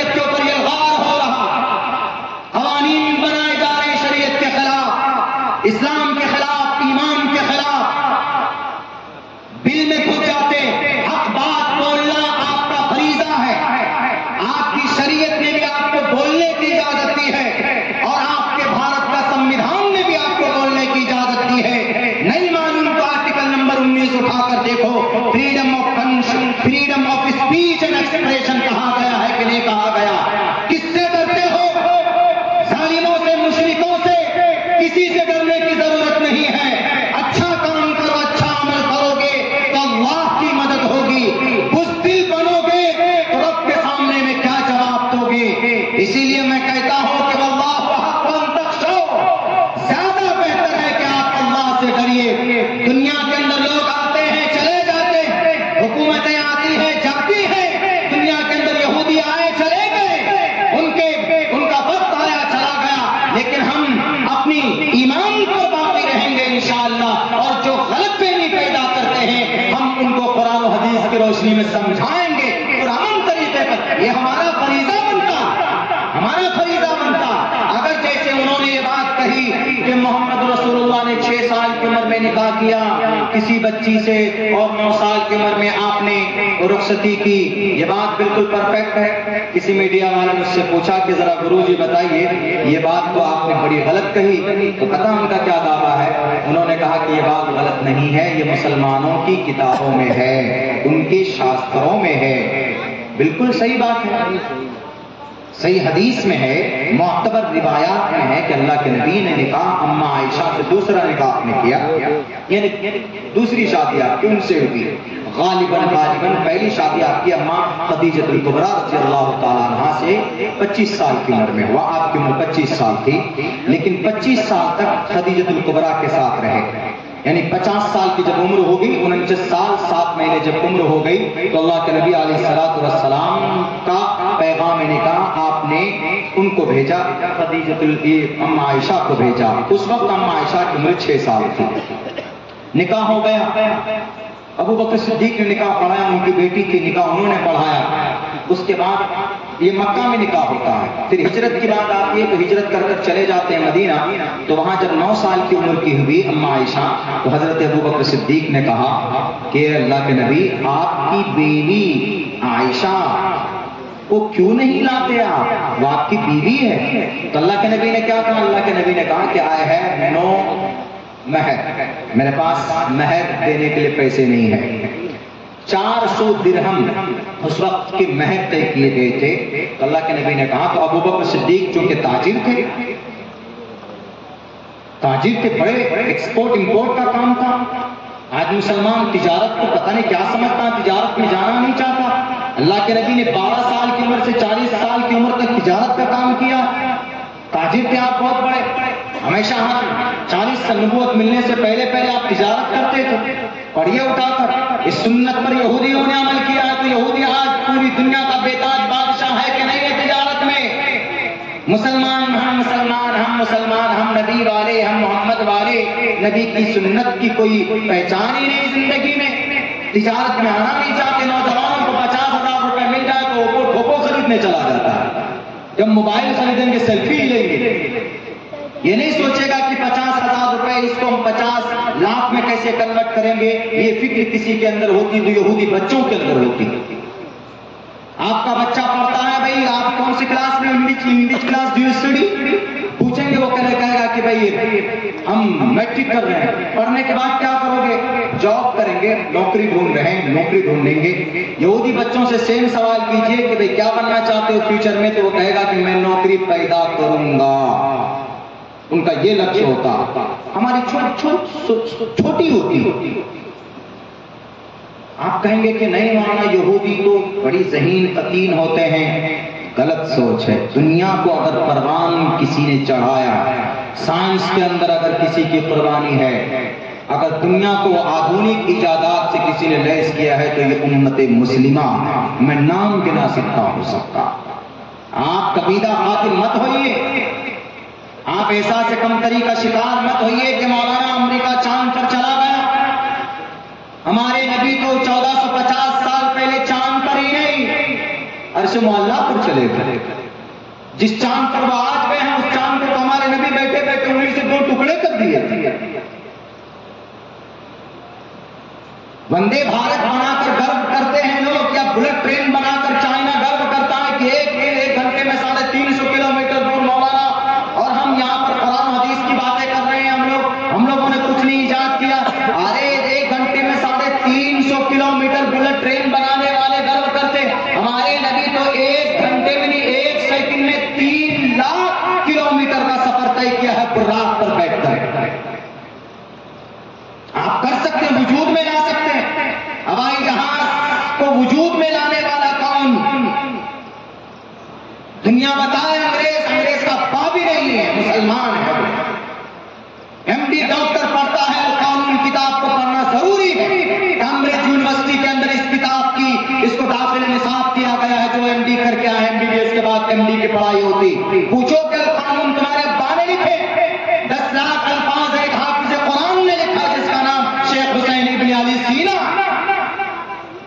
آج جو سیزر کرتا ہے آپریشن، ڈاکٹر لوگ پوچھے کہ اس میں جو بلیڈ اور اس میں جو قینچیاں استعمال کرتے ہیں کس نے بنا کے دیا؟ ابو القاسم الزہراوی نے بنا کر کے دیا ہے، جو ایک مسلمان تھا۔ فادر آف کیمسٹری کون؟ جابر ابن حیان۔ وینس کو آنکھوں سے دیکھ کر کھوج کرنے والا کون؟ یہی حسین ابن علی سینا۔ کیمرے کو لے کر بڑے اچھلتے ہیں، اس کیمرے کو وجود میں لانے والا کون ہے؟ ابن ہیثم۔ گنانے پہ آئے، آج جو 1 سے لے کر 9 تک ہم لوگ 1 2 3 4 5 10 تک آپ دیکھیے، اس میں جو 1 لکھتے ایسے، 1 ایسے ہوتا ہے، پہلے 1 ایسے نہیں لکھا جاتا تھا۔ 1 کیسے لکھا جاتا تھا ہم کو بتاتے ہیں، الف یا کا 1 عدد میں لکھا جاتا ہے، لیکن 1 سے لے کر 9 تک جو عدد کسی نے دیا ہے تو محمد بن موسیٰ الخوارزمی نے دیا۔ کون تھے؟ مسلمان۔ اسی لیے احساس کمتری کا شکار مت بنو نوجوانوں، اپنی زندگی کے اندر تبدیلی لاؤ، اپنی زندگی کا ایم سیٹ کرو۔ سوشل میڈیا پر سلمان خان کی باڈی دیکھنے سے تمہاری باڈی میں انرجی نہیں آئے گی، بلکہ آپ کو لگانا پڑے گا، محنت کرنا پڑے گا۔ آپ کو اگر ابھی 3 کلومیٹر دور دوڑا دیا جائے تو آپ کے ہاتھ میں کانپنے لگیں گے، ہوا پہلوان کی طرف اڑ جائیں گے۔ ہمارے نوجوانوں میں طاقت نہیں ہے۔ اللہ کے نبی باڈی بلڈر تھے کہ نہیں تھے؟ حضرت موسیٰ کو اتنے بڑے طاقتور تھے، آج کا انڈرٹیکر وہ کھلی پلی ایک پھونک میں اڑ جاتے ہیں۔ حضرت موسیٰ نے ایک ہی تھپڑ مارا تھا نا قبطی کو، فرعونی کو وہیں پر ڈھیر ہو گیا تھا۔ اللہ کے نبی کے بازوؤں میں اتنی طاقت تھی کہ جنگ وہ رستم نے چیلنج کیا تھا، رکانہ نے چیلنج کیا تھا کہ اللہ کے نبی اگر آپ بہادر ہیں، طاقتور ہیں، سچا نبی ہے تو مجھ سے مقابلہ کر کے دکھائیے۔ اللہ کے نبی نے کہا کہ یہ تمہارا چیلنج ایکسپٹ ہے، مصلحت کی چادر اوڑھ کر نہیں کہا کہ نہیں ہم نہیں لڑ سکتے، جیسے آج ہمارے کچھ لوگ بات سامنے کھل کر نہیں آتے ہیں۔ اسلام کی حقانیت کو واضح کرنے کے لیے پرامن طریقے پر آپ آزاد ہیں، پوری دنیا کی مسلمان آزاد ہے، ہر کوئی آزاد ہے، ہندو آزاد ہے، مسلمان آزاد ہے، کرسچن آزاد ہے، سب کے سب آزاد ہیں۔ اللہ کے نبی نے کہا کہ تمہاری چیلنج قبول ہے، کہا کہ آؤ رکانا میدان میں، دیکھتے ہیں تمہارے اندر کتنی طاقت ہے۔ ڈھول بجایا جاتا، چاروں طرف سے لوگ کھڑے ہو جاتے ہیں اور دیکھتے ہیں کہ آج تو بڑا مزہ آنے والا ہے، آج تو رکانا ہے سامنے۔ یعنی آج کا خلیل جو بڑا سا ہے، بہت بڑا پہلوان WWF کا، یا کسی زمانے میں شاید انڈرٹیکر وکر کا نام چلتا تھا، ان کا نام تھا، سنا ہے کہ وہ آدمی کو پکڑتا تھا تو مار دیتا تھا، کیا بات ہے وہ تو آپ ہی لوگ زیادہ جانتے ہوں گے۔ تو کہا کہ ارے آج تو مقابلہ پڑا، کون؟ یہ محمد جو بہت معصوم ہے، کچھ جانتے نہیں ہیں، اور کسی سے ایک مچھر تک نہیں مارا ہے انہوں نے، کسی کو ایک تھپڑ تک نہیں مارا ہے۔ ارے ہمارے نبی نے کسی کو ایک تھپڑ تک اس لیے نہیں مارا چونکہ آپ علیہ السلام ظالم نہیں تھے، آپ رحم دل بہت تھے۔ آپ علیہ السلام اپنے دشمن کو بھی معاف کر دیتے تھے، جاؤ تم کو معاف کرتا ہوں۔ آپ علیہ السلام کے جسم، چچا کے جسم کے ٹکڑے کرنے والے ویشی کو بھی آپ نے معاف کر دیا تھا۔ لیکن جب طاقت کی باری آئی، جب چیلنج کی باری آئی تو اللہ کے نبی پیچھے نہیں ہٹے، کہا کہ رکانا تمہارا چیلنج مجھے قبول ہے۔ یہ بھی نہیں آپ کچھ نہیں، بس فوراً چیلنج قبول۔ کہاں لڑائی؟ فیلڈ میں آنا ہے، کہاں لگاؤ گے؟ جی مکہ کے چوراہے پر چلو۔ چاروں طرف سے 60 سے 90 ہزار لوگ چاروں طرف دیکھ رہے ہیں کہ بھئی آج کیا ہونے والا ہے، آج تو محمد کا خاتمہ ہے۔ لوگ سوچ رہے تھے مشرکین مکہ کفار مکہ، اس لیے کہ رکانہ سے کوئی جیتا ہی نہیں آج تک، کوئی پیدا ہی نہیں ہوا آج تک ان سے مقابلہ کرنے والا۔ آیا ایک دم مل کر آستین چڑھا کر آپ علیہ السلام کو پکڑنے کی کوشش کی تو محمد رسول اللہ نے ایک ہاتھ یہاں پہ ڈالا، ایک سینے پر ڈالا، ایسے اٹھا کر کے نیچے رکھ دیا، پٹکا نہیں، پٹکتا تو ہڈی ٹوٹ جاتی اس کی، اٹھا کر رکھ دیا۔ اٹھ کر فٹ سے کھڑا ہوا، نہیں سمجھ میں نہیں آیا ہم کو یہ دعوت۔ دوبارہ آپ علیہ السلام نے کہا کہ دوبارہ کر لو، جاؤ، پھر آؤ دوڑ کے آیا، پھر اس بار پوری طاقت کے ساتھ میں جھنجھلاتا ہو، بڑی بے عزتی ہو گئی بھائی۔ اٹھا کر ہم کو نیچے اٹھا کر ڈال دیا، آج تک کوئی اٹھایا نہیں۔ کھال پر اٹھاتا تو کھال پھٹ جاتی تھی اونٹ کے کھال پہ، اور آج محمد نے ہاتھ، دونوں ہاتھ سے اٹھا کر مجھے پٹک دیا، اس سے بڑا اور کیا ہو سکتا ہے؟ خودکشی کر کر مر جاتا ہے بہت آدمی تو جن کی انسلٹ کی ہوتی۔ تو انہوں نے کہا کہ نہیں، دوبارہ جب آیا تو آپ علیہ السلام نے سیم اسی طریقے پر اٹھا کر پٹک دیا۔ تو اس کے بعد پھر کیا بولا؟ یہ جادو کرتا ہے، یہ جادو باز ہے، ہم کو سمجھ میں نہیں آتا ہے یہ مجھے پکڑنے سے پہلے کیسے پکڑ لیتا ہے۔ حالانکہ اللہ کے نبی علیہ السلام نارمل ویسے ہی جیسے وہ بھی پکڑتا تھا، لیکن آپ علیہ السلام پکڑ کر اٹھانے میں ٹائم نہیں لگتا، فوراً اٹھایا رکھ دیا۔ تو وہاں جو حکم تھے، جو جج لوگ تھے، انہوں نے کہا کہ محمد ان کو آپ تیسری مرتبہ موقع دیجیے، اور کہا کہ رکانا، اس مرتبہ بہانا نہیں، اس مرتبہ فائنل یس یا نو، جیتو یا ہارو، کچھ بولنا مت۔ ہم تو دیکھ رہے ہیں کہ کچھ بھی چیٹنگ نہیں چل رہی ہے، چیٹنگ کے بعد کچھ چیٹنگ تھی کیا بھائی؟ کوئی چیٹنگ ہو رہی ہے وہاں پر، کچھ مکر و فریب ہو رہا، کچھ نہیں، سب لوگ دیکھ رہے ہیں، اوپن دیکھ رہے تھے سب۔ تو اس مرتبہ جب آیا تو اللہ کے نبی علیہ السلام نے دونوں ہاتھ کا استعمال نہیں کیا، ایک ہاتھ کا استعمال۔ آپ علیہ السلام نے پکڑا اور اٹھا کے اسے آرام سے رکھ دیا۔ دل کی حالت بدل چکی تھی رکانہ کی کہ یہ محمد ابن عبداللہ یقیناً محمد رسول اللہ صلی اللہ علیہ وسلم۔ اب پھر اپنی عزت بچانے کے لیے کیا بول کے وہاں سے گیا؟ بظاہر لوگوں کے سامنے بولتا ہے نا، جو آدمی کبھی آپ دیکھتے ہیں کوئی آدمی اگر پٹتا ہے، پٹے گا، مار کھائے گا، لیکن پھر کیا بولے؟ دیکھ لوں گا تجھے، مار کھائے گا، مار اچھا چیز دیکھ ہی لوں گا میں، آنا تو میرے علاقے میں، پٹے گا، سب کچھ ہوگا، لیکن وہ کیوں لوگوں کے اندر ایک وہ بنانا چاہتا ہے، میری عزت برقرار ہے۔ تو آپ علیہ السلام پہلوان بھی تھے، آپ علیہ السلام ایسا نہیں ہم لوگوں کی طرح آپ غلط نشیلی پدارتھ کا استعمال کرتے ہیں اور نشیلی چیزیں بہت کھاتے ہیں۔ پان پڑیا چلو چل سکتا ہے، نارمل سی چیز ہے، لیکن اگر اس میں نشہ ہو تو آپ نہیں کھا سکتے، اس کی پرمیشن نہیں ہے۔ آپ اپنی باڈی اور اپنی صحت پر دھیان دیجئے۔ اللہ کو قوی مومن ضعیف مومن سے زیادہ پسند ہے، قوی مومن اللہ کو زیادہ پسند ہے۔ بات چل رہی تھی اما عائشہ صدیقہ رضی اللہ تعالیٰ عنہا کے اوپر، تو 9 سال کی عمر میں رخصتی ہوئی، اللہ کے نبی علیہ السلام کو پیسہ دیا حضرت ابوبکر صدیق نے، یہ 600 یہ 400 500 درہم لیجیے اور مہر دے کر اپنی بیوی کو لائیے۔ آپ علیہ السلام لے کر آ گئے، بات ختم یہیں سے۔ اور اما عائشہ صدیقہ رضی اللہ تعالیٰ عنہا کی عمر اس وقت بس تقریباً اکثر روایات میں ہے کہ 9 سال کی عمر تھی۔ 2-3 لوگوں نے بات کہی کہ نہیں 13-14 سال کی عمر، کتنے ہی مانیے، 9 سال ہی مانیے۔ تو لیکن کیا یہ غلط تھا؟ بالکل غلط نہیں تھا۔ کیوں غلط نہیں تھا؟ کیونکہ اما عائشہ 9 سال کی عمر میں بالغ ہو گئی تھی۔ آپ کہیں گے کہ مولانا کیسے ہو سکتا ہے 9 سال کی عمر میں بالغ؟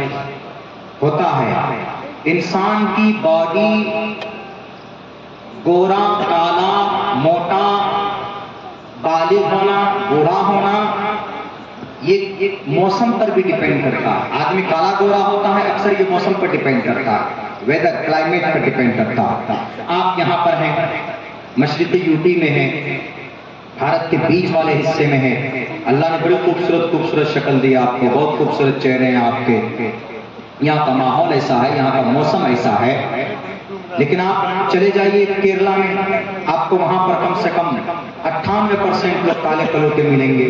انہوں نے کیا جرم کیا؟ سارے کالے لوگ وہیں پیدا ہوتے ہیں؟ نہیں، کیونکہ وہاں کا موسم ہی ویسا ہے۔ ایک نیپالی کو لے آئیے، بولا کہ 50 سال کی عمر کا ہوگا، لیکن دکھنے میں لگے گا کہ he is look like very handsome boy, بہت 16 سال کا نوجوان، ینگ لگ رہا ہے، عمر 50 سال۔ چائنیز کو لے آئیے، وہ 60 سال کا ہوگا تو دکھنے میں لگے گا کہ 30 سال کا۔ کیوں؟ موسم ایسا۔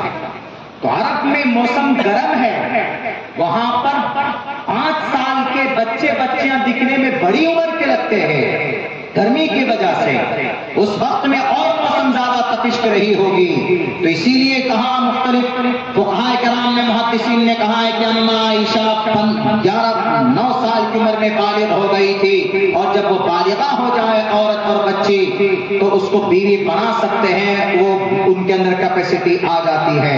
یہ جواب آپ کو دینا چاہیے، آپ کو پتا ہونا چاہیے۔ اور ان کو اگر اعتراض ہے کہ بھئی اللہ کے نبی نے 9 سال اور 6 سال کی عمر کا کیا ماجرا ہے، ہم کہتے ہیں کہ بھائی ہمارا قرآن اور حدیث تو ایک طرف رکھیے، لیکن مہاراج جی سے ہم کہیں گے کہ بھئی مہابھارت میں بھی یہ بات کہی گئی ہے کہ عمر دراز آدمی چھوٹی بچی سے نکاح کر سکتا ہے، یہ کر سکتا ہے کیسے؟ त्रिशदशो दशवर्षा भार्गोविन्देन नग्निकाम् एकविंशति वर्षा वा 17 वर्षा वाप्नुयात् त्रिशदशो 30 साल का मर्द 10 वर्षा 10 वर्ष की लड़की से वंदेन नग्निकाम नग्नी कर सकता है, सगाई कर सकता है, निकाह कर सकता है, विवाह कर सकता है। और ऐसी बच्ची से जिसको हैज का खून न आया हो, हैज का खून बालिग होने की अलामत है। लड़की बालिग होती है तो हैज का खून आ जाए तो समझ जाइए कि लड़की बालिगा हो गई, अब ये मां आसानी के साथ बन सकती। मैं नहीं कह रहा हूं, ये महाभारत का ये मंत्र है। नीचे और मजे की बात लिखी भी देखिए, क्या कहा? एकविंशति वर्षा, विंशति 20 को बोलते हैं संस्कृत में, एकविंशति 21, जैसे एकादश 11, द्वेदश 12, त्रयोदश 13, चतुर्दश 14, पंचादश 15, षोडश 16, सप्तादश 17, अष्टोदश 18, नवदश 19, विंशति 20, एकविंशति 21 बरस का मर्द वा 7 साल की बच्ची से विवाह कर सकता है। हमने कहा कि गुरुजी 18 तारीख को शायद डिबेट रखा था वहां महाराष्ट्र में, लोगों ने उनसे कहा कि भाई आपको साबित करना होगा, हम भी आपकी किताबों से साबित करेंगे। तो मेरे पास मैं गया था प्रोग्राम में वहां पे, तो मैं डिबेट में तो नहीं जा सका क्योंकि मुझे पहले आना था, लेकिन हमने ये 2 मंत्र लिख के दिए थे, एक 2 लाइन का एक ये मंत्र लिख कर दिया था। हमने कहा कि महाराज जी से सिर्फ इतना पूछ लीजिएगा कि इसका क्या मतलब है, इसका क्या अर्थ है। अगर आपको कुरान हदीस पर एतराज है तो इस मंत्र पर भी एतराज होना चाहिए आपको। इसलिए कि यहाँ पर भी क्या कहा गया कि 7 वर्ष की बच्ची से 21 साल का नौजवान हट्टा कट्टा विवाह कर सकता है। तो हमारे नबी ने अगर 50 साल की उम्र में अगर 9 साल की अगर अम्मा आयशा से निकाह किया है तो कौन सा गुनाह किया? ये जानकारी आपको होना चाहिए नौजवानों, मुसलमानों, ताकि आपकी शरीयत को अगर कोई बदनाम करे, इंक्लूडिंग मीडिया वाले तो चाहते ही हैं हकीकत को छुपाए और मुसलमानों को बदनाम करे। हालांकि इस्लाम का कोई फैल, कोई अमल किसी पर जुल्म ज़्यादती नहीं है, बल्कि समस्या का समाधान है हमारी शरीयत। इसीलिए पता होना चाहिए आपको, पढ़िए, रात दिन पढ़िए, इंशाअल्लाह तबारक व तआला आपको फायदा होगा। आप कहिए कि मोहम्मद रसूलुल्लाह ने 11 शादियां की हैं। क्यों की 11 शादी? आपने इसलिए 11 शादी की क्योंकि कौम को बताना था कि अगर किसी व्यक्ति को 50 साल की उम्र में 9 साल की उम्र की बच्ची से निकाह करना हो तो वो कर सकता है, क्योंकि हमारे नबी ने किया है। अगर 25 साल का जवान लड़का अगर 40 साल की उम्र दराज औरत से निकाह करना चाहे दुनिया में तो कर सकता है, क्योंकि हमारे नबी ने किया है। और उनको मैं बताता चलो, हमारे नबी ने 25 साल की उम्र में एक 40 साल की उम्र दराज एक बूढ़ी औरत से निकाह किया और 25 साल तक उनके साथ जिंदगी में रहे, उनके साथ में जिंदगी गुजारी। अगर अल्लाह के नबी ऐश परस्त होते, अल्लाह के नबी औरत के शौकीन होते तो 25 साल की उम्र में पहला निकाह एक 40 साल की उम्र दराज औरत से नहीं करते जो 2 मरतबा पहले पैदा हो चुके थे। आजकल का जवान कर सकता है। अगर कोई इंजीनियर, डॉक्टर नौजवान है, वेल सेटल है किसी बड़े शहर में, गाड़ी बंगला सब कुछ है, अगर उसकी माँ उससे कहे कि बेटा तुम्हारे लिए मैंने 40 साल की मुतल्लका औरत को देखा है, वो नौजवान अगले दिन पंखे से लटक कर मर जाएगा, लेकिन 40 साल की उम्र की औरत से शादी नहीं करेगा। लेकिन हमारे नबी ने किया कि नहीं किया? ये इसलिए कौम को, समाज को पैगाम देना था। हम इतनी अच्छी शरीयत के मानने वाले हैं, लेकिन हमारी जिंदगी के अंदर वो शरीयत आनी चाहिए, उस नबी की सुन्नत आनी चाहिए। इंशाअल्लाह तबारक व तआला दुनिया के अंदर इनकलाब पैदा होगा। आप बताइए, ये वही आयशा है जिनकी बरकत से तयम्मुम जैसा अहम मसला अल्लाह ने नाजिल किया है कुरान करीम में। ये वही अम्मा आयशा है जिनकी पवित्रता को बयान करने के लिए कुरान में 17 कुरान करीम के अंदर आयतें नाजिल फरमा दी है रब्बे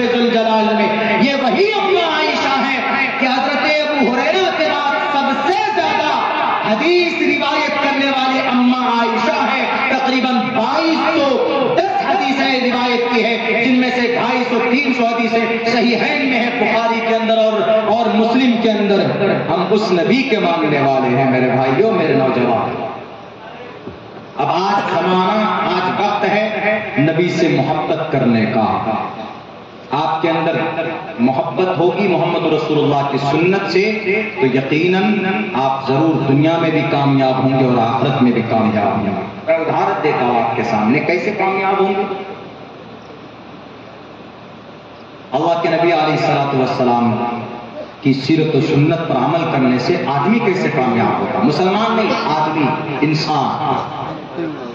ابھی میں نے نام لیا نا یہودیوں کا، ان یہودی جب آپ کہیں گے کہ مولانا اتنے غریب، مظلوم، لاچار تھے، پھر کیا وجہ ہے کہ آج دنیا کے بے تاج بادشاہ بن گئے ہیں، اتنے طاقتور؟ انہوں نے آپ کے نبی کی سنت پر عمل کیا ہے۔ وہ ثواب سمجھ کر نہیں، بلکہ وہ جانتے ہیں کہ نبی نے جو بتا دیا 100% اس میں رزلٹ ہے، قرآن نے جو بتا دیا 100% اس میں رزلٹ ہے۔ ان کو یقین اور ہم کو یقین ہی نہیں۔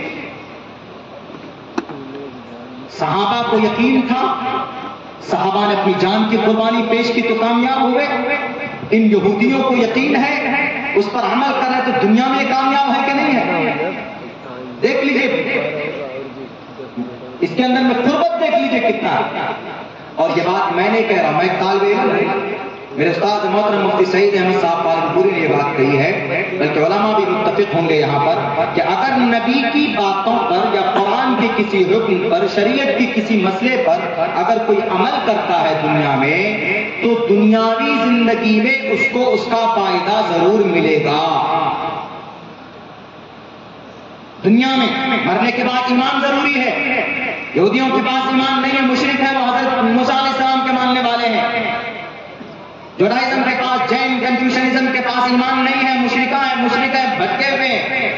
ایمان ضروری ہے جنت میں جانے کے لیے، ثواب حاصل کرنے کے لیے۔ لیکن اگر کوئی کرتا ہے، کسی سنت پر عمل کرتا ہے، ہمارے ہندو بھائی ہیں، کل بہت بڑی تعداد میں ہندو بھائی، کئی گرو بھی بیٹھے ہوئے تھے بارہ بنکی کے اندر میں، ان میں سے ایک میں کسی نے پرچہ دیا کہ آپ یہ بتائیے کہ اگر ہم نماز پڑھیں گے، اگر آپ نماز پڑھیں گے ہم تو کیا ہم کو جنت ملے گی؟ ان کا یہ سوال ہے۔ جنت میں جانے کے لیے سب سے پہلی شرط، کنجی کیا، چابی کیا ہے؟ ایمان۔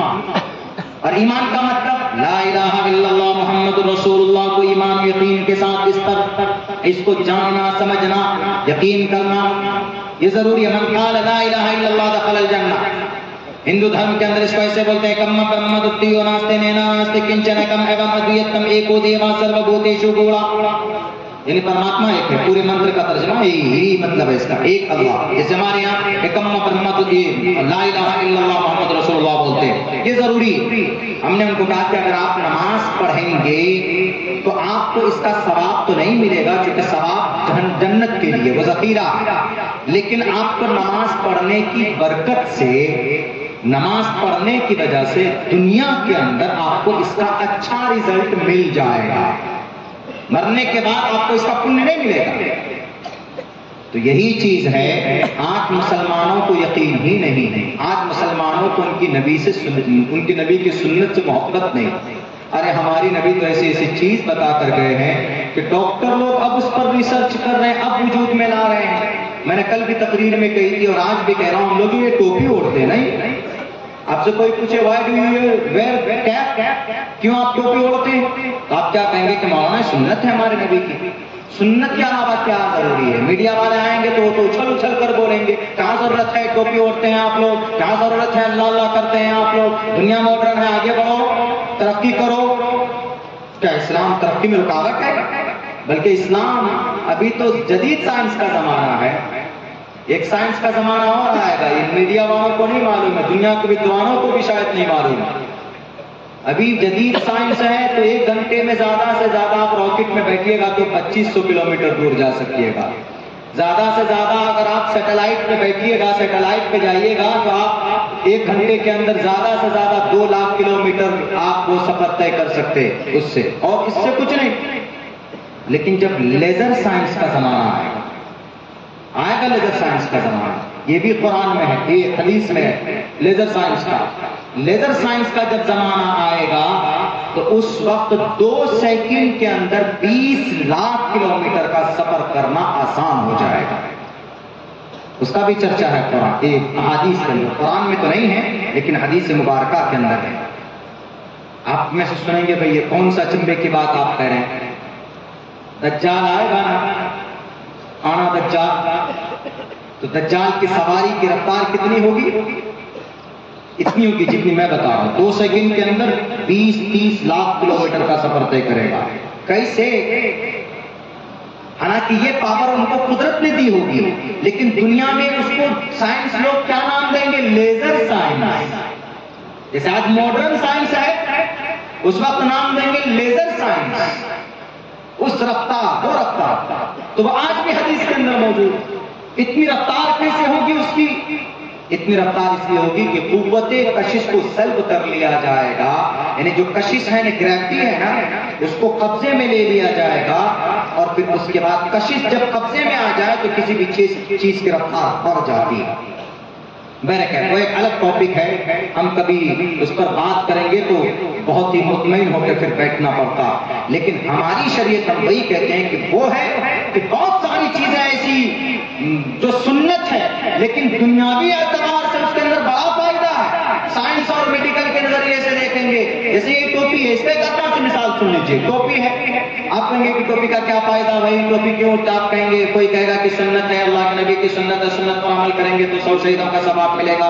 اتنی سی بات، یہ تو بات ہو گئی شریعت کی. لیکن دنیاوی اعتبار سے کیا فائدہ؟ کیوں ٹوپی اوڑھتے ہو؟ جہاں ضروری ہے ٹوپی لگانا، اٹھا کر پھینک دو نا. ہمارے بہت سے مسلمان نہیں لگاتے، نماز میں سے کھڑے ہو جاتے ہیں، کوئی بات نہیں، نماز ہو جائے گی، لیکن ٹوپی کے بارے میں تو جانکاری ہونی چاہیے. اس ٹوپی سے کیا فائدہ ہو سکتا ہے، تاکہ آج کل کا کوئی ایسا فاسق اور ایسا ملعون آدمی جو قرآن و سنت کے بارے میں غلط سوچ اور سمجھ رکھتا ہے، دماغ میں کیڑا اور بھوسا بھرا ہوا، ہمیشہ قوانین بناتا رہتا ہے، ہمیشہ بدنام کرنے کی کوشش کرتا ہے، تاکہ انہیں پتا چلے کہ یہ ٹوپی صرف سنت نہیں ہے. اس ٹوپی کے اندر میں جدید سائنس کے اعتبار سے، میڈیکل ریسرچ کی روشنی میں دنیاوی بھی بہت فائدے ہیں. تو اس ٹوپی پر جب ریسرچ کیا گیا تو ایک ڈاکٹر، امریکن ڈاکٹر لکھتا ہے، نام یاد نہیں ہے، میں اگر حوالہ پوچھیں گے تو 2 دن میں بتا سکتا ہوں.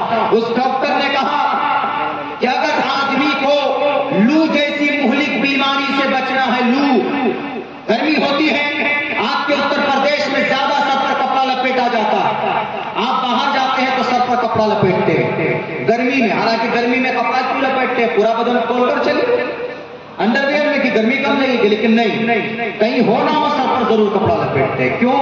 کیونکہ لو جو یہ مہلک بیماری ہے، یہ بیماری پتہ کہاں اٹیک کرتی ہے؟ سب سے پہلے اس کی اٹیک کرنے کی جگہ سمجھیے، یہ حصہ، یہ اس حصے پر اگر آپ کی شدت سے دھوپ لگ جائے تو آپ کو لو جیسی مہلک ڈیزیز کا آپ شکار ہو سکتے ہیں.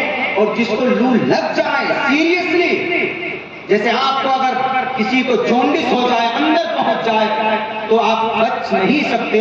اللہ کے حکم کے بغیر مر جائیں گے آپ. ایسی لو ہے، اگر لو آپ کو سیریسلی لگ جائے تو آپ مر جائیں گے. آپ کو کوئی نہیں بچا سکتا، کوئی میڈیسن، کوئی دوائی نہیں بڑی آپ کو بچانے کے لیے. تو اس لو جیسی مہلک بیماری سے بچنے کے لیے اس ڈاکٹر نے یہ ریسرچ کیا ہے.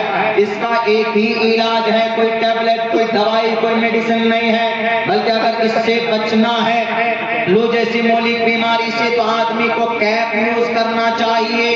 نیچے اور ریفرنس دے کر لکھا کہ پرٹیکولر، خصوصاً مسلمان لوگ جو ٹوپی استعمال کرتے ہیں، تو ٹوپی استعمال کرنے کی وجہ سے ٹوپی استعمال کرنے والے کو کبھی یہ مہلک بیماری نہیں ہو سکتی. دیکھیے جس چیز کی ریسرچ آج کر کے لوگوں کے سامنے اتنا بڑا مسئلہ لے کر آ رہے ہیں، اس چیز کو ہمارے نبی نے 1458 سال پہلے کر کے گئے. ہاتھ دھوتے ہیں آپ لوگ، کھانا کھاتے ہیں، کیا فائدہ ہے کہ ہاتھ کے پر کھانا کھانے میں؟ آپ کہیں گے کہ سنت ہے. ہم لوگ علماء لوگ بیٹھتے ہیں منبر پر بتاتے ہیں تو لوگ کہتے ہیں ارے کیا سنت ہے، ایسے کھا لو بھائی، کوئی فائدہ نہیں. لوگ اس کو اہمیت نہیں دیتے تھے، لیکن ہمارے نبی جانتے تھے، سب کچھ جانتے تھے۔ اللہ کے نبی حکیم بھی تھے، طبیب بھی تھے، سب کچھ تھے۔ محمد رسول اللہ صلی اللہ علیہ وسلم صرف ایک پیغمبر نہیں تھے، صرف ایک رسول نہیں تھے، آپ پیغمبر بھی تھے، رسول بھی تھے، آپ لیڈر بھی تھے۔ آج لیڈر اسی کو مانتے ہیں جو ووٹ کی بات کرتا، نہیں، آپ قوم اور سماج کے رہبر بھی تھے۔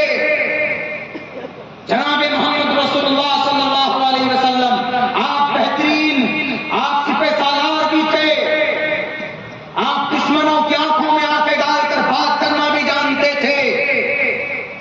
یہ پیغام ہے ان بزدلوں کے لیے جن کو بڑی بڑی کرسیاں ملی ہیں، لیکن اپنے فائدے کے لیے اپنی عیش و عشرت ان کی بھنگ نہ ہو جائے، سر جھکا دیتے ہیں پوری دنیا کے لوگوں کہ ان لیڈران سے میں مخاطب ہوں جو آج ظالموں کے سامنے بے بس نظر آ رہے ہیں، لاچار اور نہتے ہو گئے۔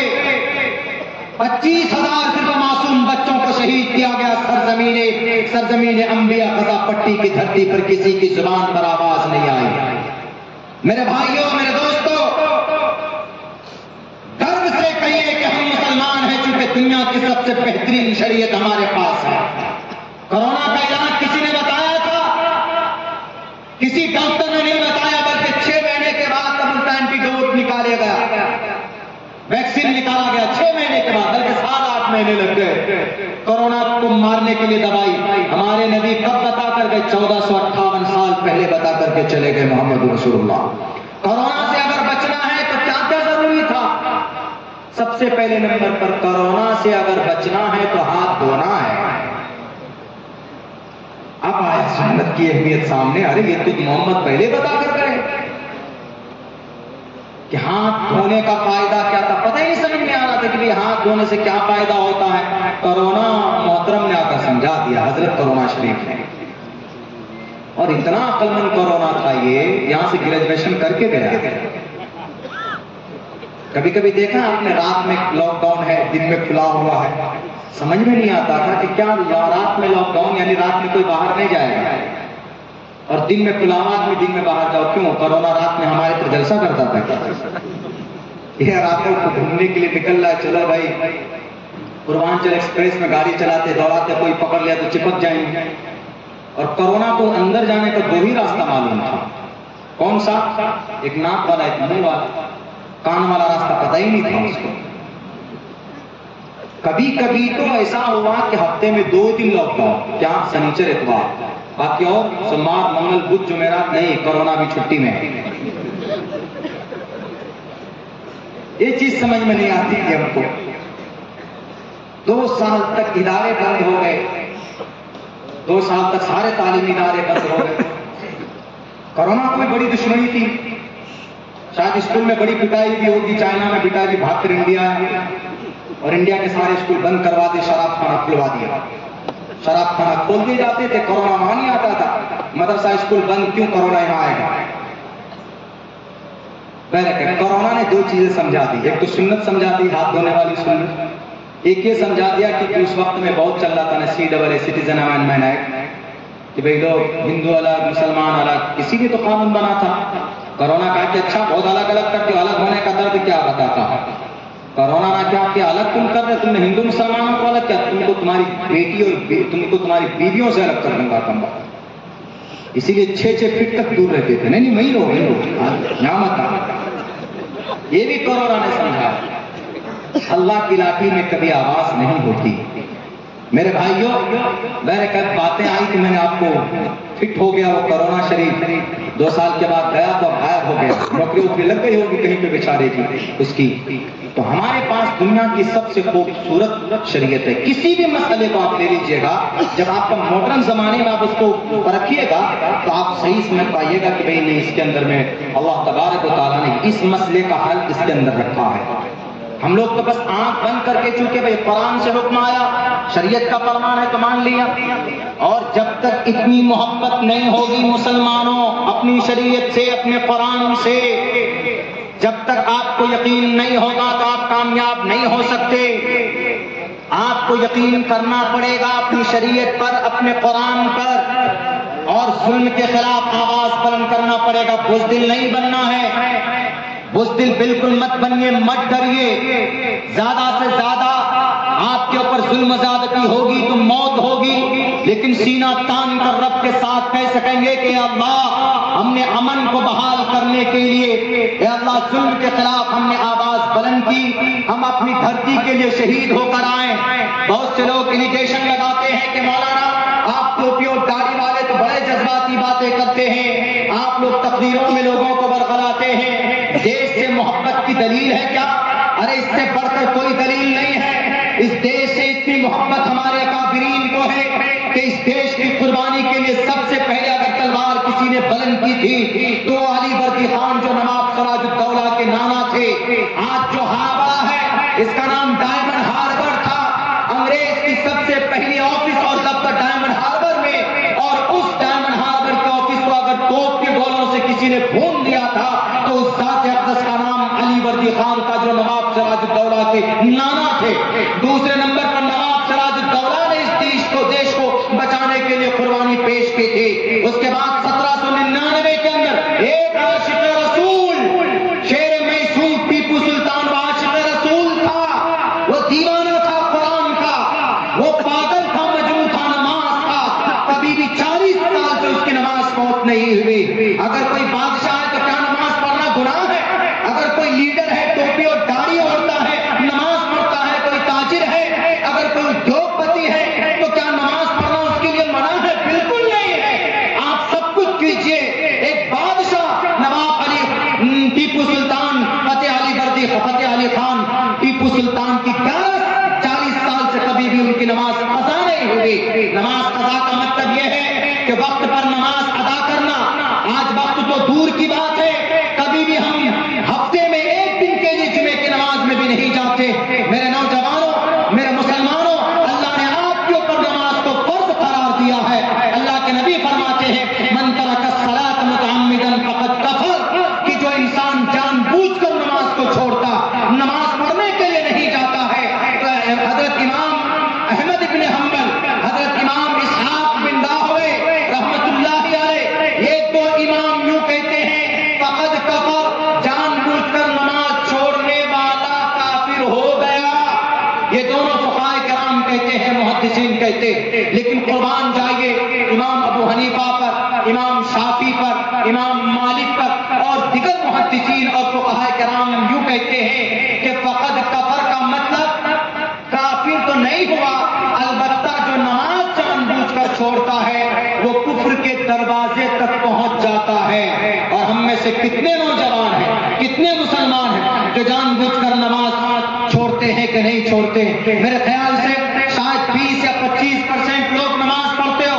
جوانوں, اللہ نے آپ کی جوانی کی عبادت بہت زیادہ اس کو دیکھ کر خوش ہوتے. بوڑھے مرداز لوگوں کی عبادت کو دیکھ کر اتنا خوش نہیں ہوتے جتنے ہمارے ینگ بلد کی عبادت کو دیکھ کر رب ذل جلال خوش ہوتا. اور آپ کی جوانی کے بارے میں رب اسپیشل سوال بھی کرے گا, وَعَنْ شَبَابِهِ فِيمَا أَبْلَىٰ, جوانی کہاں پر پرانی کر کے آئے, جوانی کہاں پر بتا کر کے آئے. کسی لڑکی کے پیچھے ہوایو کرنے کے چکر میں یا شراب کے نشے میں اپنی جوانی برباد کر کے آئے. تم نے نماز ادا کی کہ نہیں ادا کی, اس وقت میں کیا جواب دو گے؟ میرے نوجوانوں, دو نوجوان, ایک کا نام معاذ بن معوذ, ایک کی عمر 13 سال, دوسرے کی عمر 14 سال تھی. لیکن اس امت کا سب سے بڑا ظالم فرعون کا خاتمہ کرنا ہو, ابو جہل کا خاتمہ کرنا ہوا تو انہی دونوں جوانوں نے, عمر کتنی ہے, ایک کی 14 سال اور ایک کی 13 سال کی عمر ہے. میرے نوجوانوں, جنگ بدر کے میدان میں ایک طرف صحابی ہیں, اس صحابی کے دونوں طرف یہ دونوں بچے ہیں, ہاتھ میں تلوار ہے اور کھڑے ہو کر سر پہ کفن باندھ کر تیاری کر رہے ہیں. کن کے لیے؟ جنگ کے لیے. اس وقت کے ظالم بادشاہ کے خاتمے کے لیے. اس وقت جنگی صورت کچھ الگ ہوتی تھی. صحابی نے سوچا اندر اندر کہ میں کیسے مقابلہ کروں گا, میرے دونوں طرف یہ دونوں بچے ہیں, یہ دونوں یاجوج ماجوج ہیں, چھوٹے چھوٹے بچے, یہ کیا مقابلہ کریں گے؟ ایک نے پوچھا اتنے میں کہ چچا بتاؤ ذرا ابو جہل کو جانتے ہو؟ انہوں نے کہا کہ بیٹے کیا کرو گے؟ کہا کہ ابو جہل کم وقت میرے نبی کو گالی بکتا ہے, میرے نبی کو غلط بولتا ہے, ہمارے اس کو جس نے انسانیت کا راستہ بتایا، جس نے شراب سے لوگوں کو بچایا، جس نے جوئے سے بچایا، جس نے زنا سے بچایا، سماج کو ایک صحیح راستہ دکھایا، اس نبی کو گالی بکتا ہے، آپ صرف بولو تو صحیح۔ ان نے دوسرے نے کہا کہ چچا دیر مت کیجیے، ذرا بتائیے۔ پھر اس صحابی نے پوچھا ارے کرنا کیا چاہتے ہو تم، کیا کر لو گے، عمر تمہاری اتنی ہے تم کچھ نہیں کر سکتے۔ انہوں نے کہا کہ چچا بولو تو صحیح، ہم کیا کر سکتے ہیں، ہماری ہائٹ پر نہیں جائیے گا، ہماری فائٹ کو دیکھیے گا۔ تو چچا نے کہا، اس صحابی نے کہا، وہ دیکھے سامنے گھوڑے پر وہی ابو جہل بیٹھا ہوا، فوراً بس اتنا سننا تھا، انتظار نہیں کیا اللہ کے نبی کے آدیش کا، بالکل بھی نہیں، تلوار اٹھایا دوڑا، ابو جہل کی قدم پر مارتا ہے، کیونکہ ہائٹ کم تھی، دونوں بچے تھے، 13 اور 14 سال کی عمر تھی، مارا اور وہ گرتا ہے۔ اتنے میں ابو جہل کا بیٹا آ کر ان دونوں نوجوانوں پر پل پڑتا ہے، یہ دونوں نوجوان شہید ہونے کے کگار پہ ہو جاتے ہیں، ایک کی گردن بھی کٹ جاتی ہے، درد ہوتا ہے تو اس گردن کو نیچے، ہاتھ کو نیچے رکھ کر اس کو بھی الگ کر دیتا ہے۔ میرے نوجوانوں، یہ تھی اس امت کے فرعون کا خاتمہ کرنے والا 13 اور 14 سال کا دو نوجوان۔ ہمارے نوجوان تو 13 اور 14 سال کی عمر میں پب جی گیم میں بزی رہتے ہیں، کچھ پتا نہیں دین و دنیا کا۔ ایسے ہی اللہ نے ان کو رضی اللہ عنہم و رضوان کا خطاب نہیں دیا تھا، ایسے ہی نہیں، بڑی محنت اور بڑی قربانی ہوئی تھی۔ ابو جہل کا خاتمہ کیا، وہ ابو جہل اتنا بڑا متکبر شخص جب وہ مرنے لگا، جب اس کی گردن حضرت عبداللہ بن مسعود آئے اتارنے کے لیے، تو کیا کہتا ابو جہل، اے عبداللہ میری گردن تھوڑی نیچے سے کاٹنا ہے، یہاں سے کاٹنا ہے، یہاں سٹا کے بالکل۔ کہا کیوں مرتے مرتے تم کو یہ اتنا غرور؟ وہ صرف غرور کی وجہ سے، تکبر کی وجہ سے ایمان نہیں لایا تھا، ورنہ وہ سب سے زیادہ نبی کو پہچاننے والا ابو جہل ہی تھا۔ اس سے ایک کونے میں جنگ بدر میں اخنس ابن شریح نے پوچھا تھا مرنے سے پہلے کہ ابو جہل یہاں کوئی نہیں ہے، یہاں تم اور میں ہوں، میں تمہارا دوست ہوں، ذرا بتاؤ کہ نبی سچا ہے کہ جھوٹا ہے؟ وہ نہ تمہارے خیر سے لگتا ہے تو نبی جھوٹا ہے، تو ہم ہر محاذ پہ تم ان سے مقابلہ اور لڑائی کرتے، ذرا بتاؤ کہ سچا ہے کہ جھوٹا ہے؟ تو پتہ ہے کیا کہا انہوں نے؟ ابو جہل نے کہا کہ اللہ کی قسم کھا کر میں کہتا ہوں کہ محمد ابن عبداللہ سچا ہے۔ کہا لڑائی پھر؟ کہا میں کون ہوں؟ کہا سردار۔ کہا یہ سرداری کی وجہ سے کرتا ہوں، غرور، ایگو، تکبر بھی نہیں کرنا چاہیے۔ تو کہا اس سے عبداللہ بن مسعود نے کہ کیوں مرتے مرتے؟ کہا رے میری گردن جب وہاں پر مرنے والوں کے بیچ میں، ان کے سر کے بیچ میں جب میرا یہ سر رکھا جائے گا تو دکھنا چاہیے کہ کسی سردار کا سر، اتنا غرور۔ ادھر نہیں جاؤں گا، اور نہ جائیں گے تو بڑا لمبا ہو جائے گا۔ اتنا میں کہتا ہوں کہ نبی پاک علیہ الصلوۃ والسلام سے عملی اعتبار سے ہمیں محبت ہونی چاہیے۔ آج کے زمانے میں ایک سنت پر عمل کرتے ہیں تو رب ذوالجلال 100 شہیدوں کا ثواب عطا فرماتا۔ میرے بھائیو وقت کافی ہو چکا ہے، مجھے بھی ایسا لگ رہا ہے کہ ابھی میں 15 منٹ یا آدھا منٹ بول رہا ہوں، بہت ساری باتیں مضامین ذہن میں ہیں، آتے ہیں، قوم کے بیچ رکھنا چاہتا ہوں، لیکن میں بس اتنا کہوں گا کسی سے مت ڈریے، بالکل مختصر 3 بات پیش کرتا ہوں، مختصر، بہت مختصر، 5 سے 6 منٹ میں پوری ہو جائے گی۔ اس کے بعد انشاءاللہ ہم لوگ، چونکہ مجھے لمبا سفر بھی کرنا ہے، میں شکریہ ادا کرتا ہوں اس بستی کے سب سے پہلے ان نوجوانوں کا جنہوں نے یہ جلسہ آرگنائز کیا، اور خصوصاً بڑے بھائی گھر کی مرغی دال برابر، آپ نہیں جانتے اسد اعظمی صاحب کو، چلے جائیے رانچی میں پوچھے اسد اعظمی کون، بہار چلے جائیے پوچھیے، ان علاقوں میں چلے جائیے تو آپ کو پتہ چل جائے گا کہ بھئی شمشیر صاحب کون ہیں، اسد صاحب کون ہیں، فیلڈ کے لوگ ہیں، بڑے اچھے غور سے کلام سنتے ہیں۔ ابھی کلام میں یہ تھوڑے ناراض بھی ہو گئے تھے،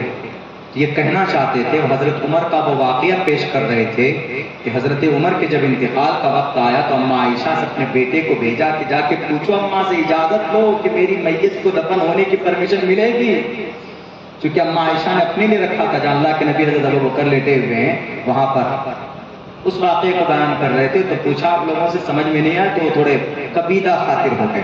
خیر کوئی بات نہیں، آپ کا گھر ہے، یہاں ہر گھر میں، ایسے ہمارے یہاں بھی ہوتا ہے، ہم بھی کوئی بہت بڑے وہ نہیں ہیں، الحمدللہ آپ کے اس گاؤں کے اندر میں ہر طرح کے لوگ ہیں، سیاسی، سماجی، ملی، قوم کے رہنما، رہبر اللہ نے آپ کے اس گاؤں کے اندر دیا ہوا، اسی لیے مجھے بڑی خوشی ہوئی، میں from the bottom of our heart دل کی گہرائی سے شکر گزار ہوں کہ مجھے آپ لوگوں نے موقع دیا، ورنہ پچھلے سال تو یوں کہا گیا تھا کہ ارے مولانا صاحب تو ڈائریکٹ یوگی مودی کو لے لیتے ہیں لپیٹ میں، امت شاہ جی کو لے لیتے ہیں، ارے بھائی وہ ایک الگ اسٹیج ہوتا، یہ دینی جلسہ، دینی اسٹیج پہ سیاسی بات ہم کیوں کریں گے؟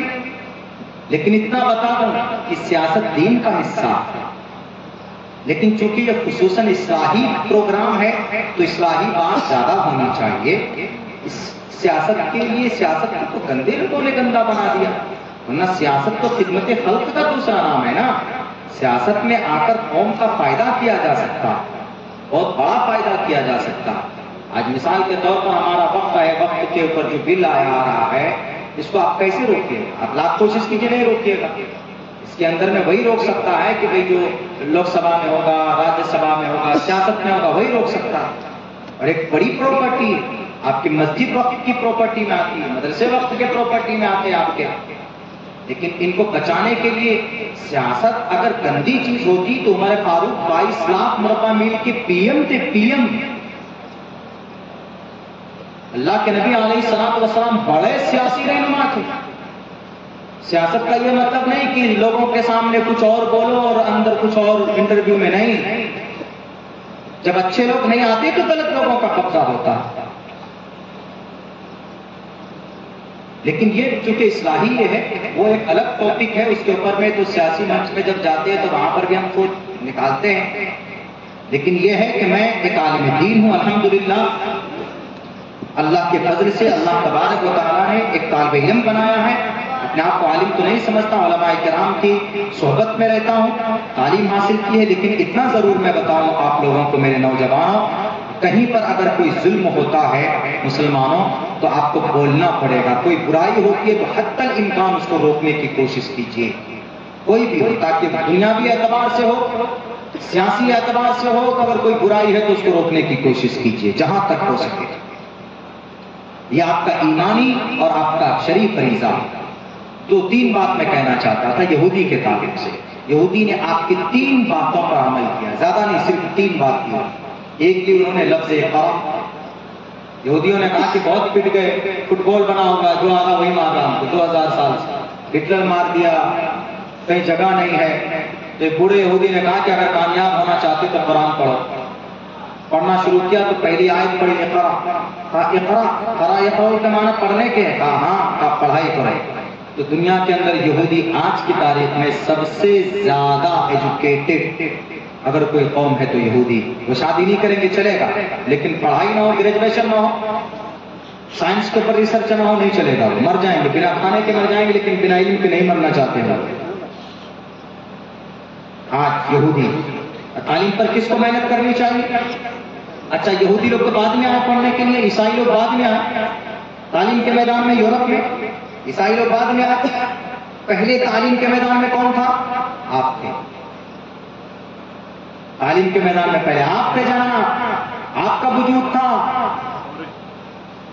لیکن تعلیمی ادارے ہمارے ہیں نہیں ہیں۔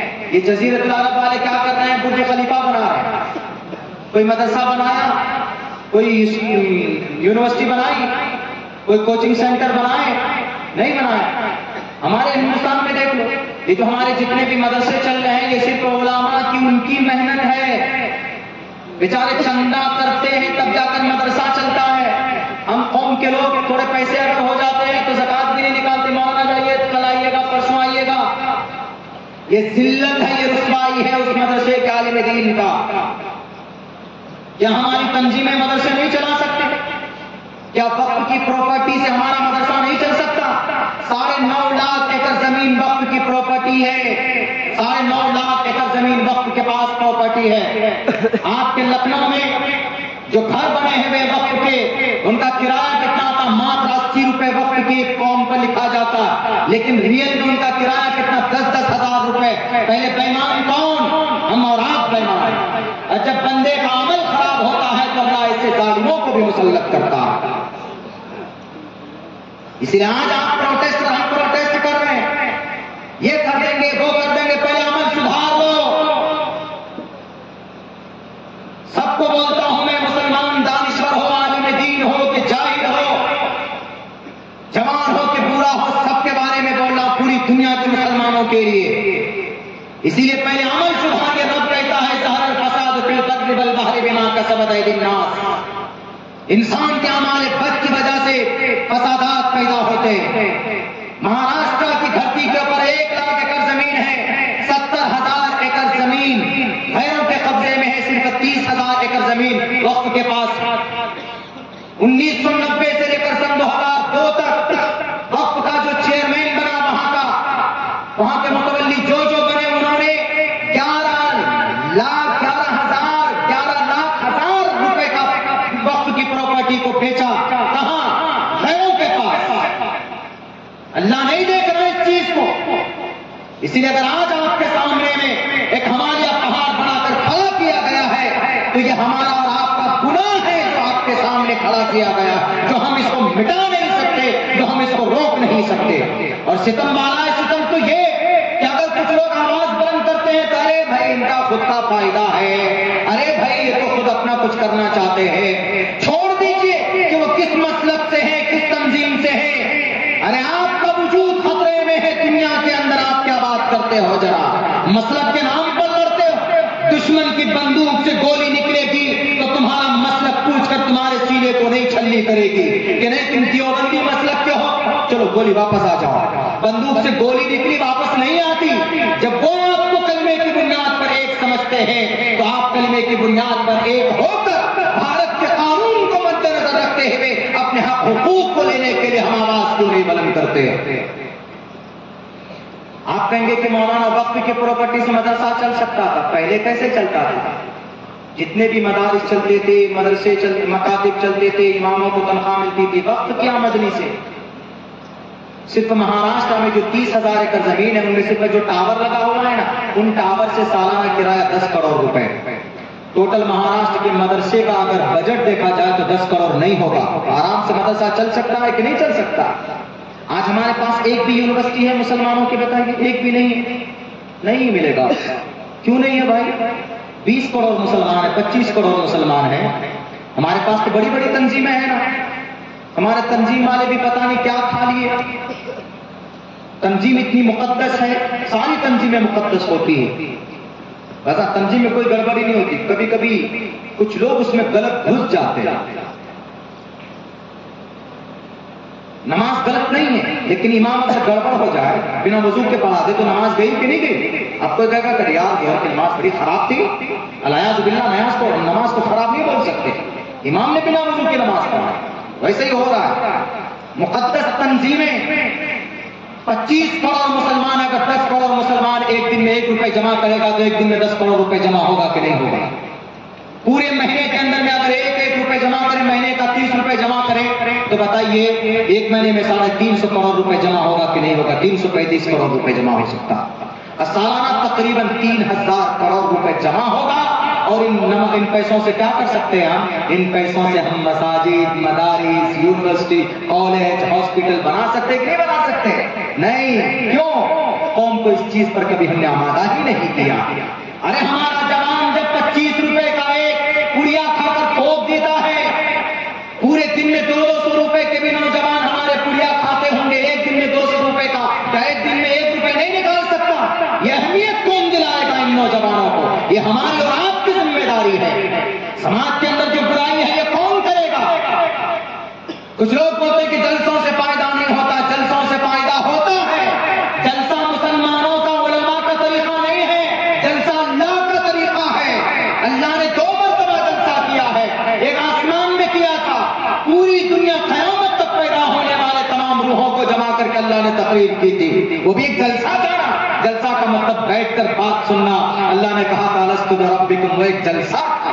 تمام روحیں، سب کی روحیں تھی وہاں پر. بھارت کے پرائم منسٹر کے، امریکہ کے پریزیڈنٹ کی، ہمارے یہاں کے ہندو مسلمان سب کی، کرسچن جین سب کی روحیں تھی، سب کی آتمائیں تھی، سب نے کہا تارست بربکم، وہ ایک جلسہ تھا، اور دوسرا خصوصی جلسہ کیا اللہ نے فرشتوں کے سامنے.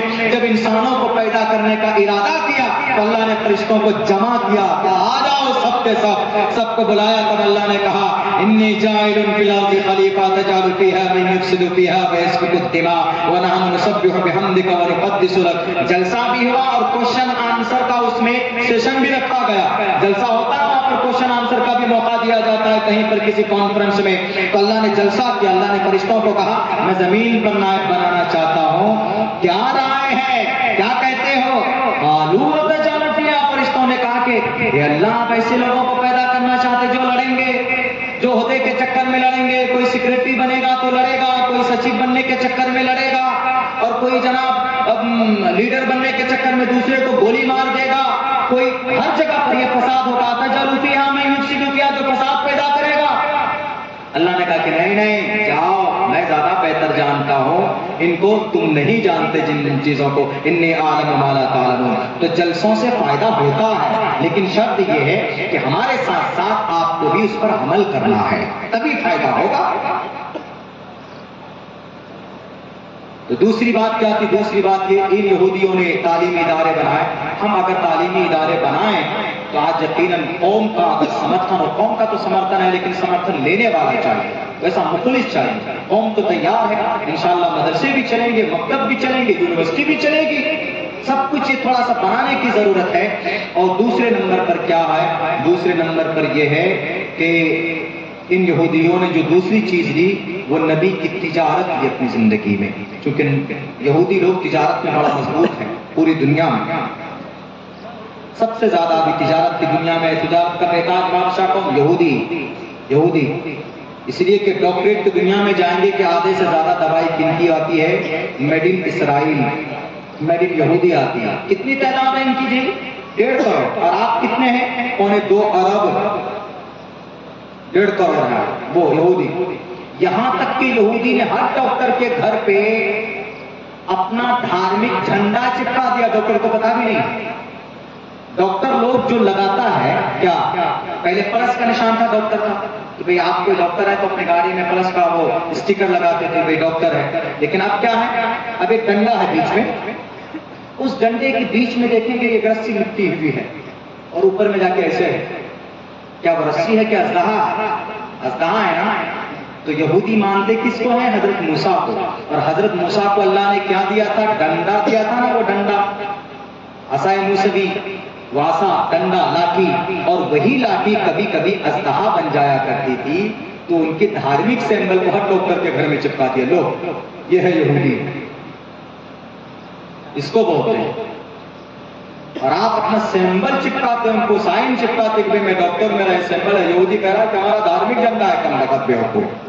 یعنی جہاں سے ہماری سوچ ختم ہوتی ہے وہاں سے ان کی شروعات ہوتی. ایک ایک چیز اگر آپ کو بتائی جائے، کولگیٹ ٹوتھ پیسٹ ہم لوگ کرتے ہیں، یہ یہودیوں کی سازش ہے. یہودیوں نے کہا کہ یہ مسلمان مسواک کیوں کرتے؟ یہ مسلمانوں کو مارنے کے لیے، ہم مسلمانوں کو کافر بنا کے مارنا چاہتے ہیں. ذرا تحقیق کرو کہ کیسے مریں گے یہ کافر؟ تو کسی نے بتایا کہ ایسے نہیں مریں گے کافر.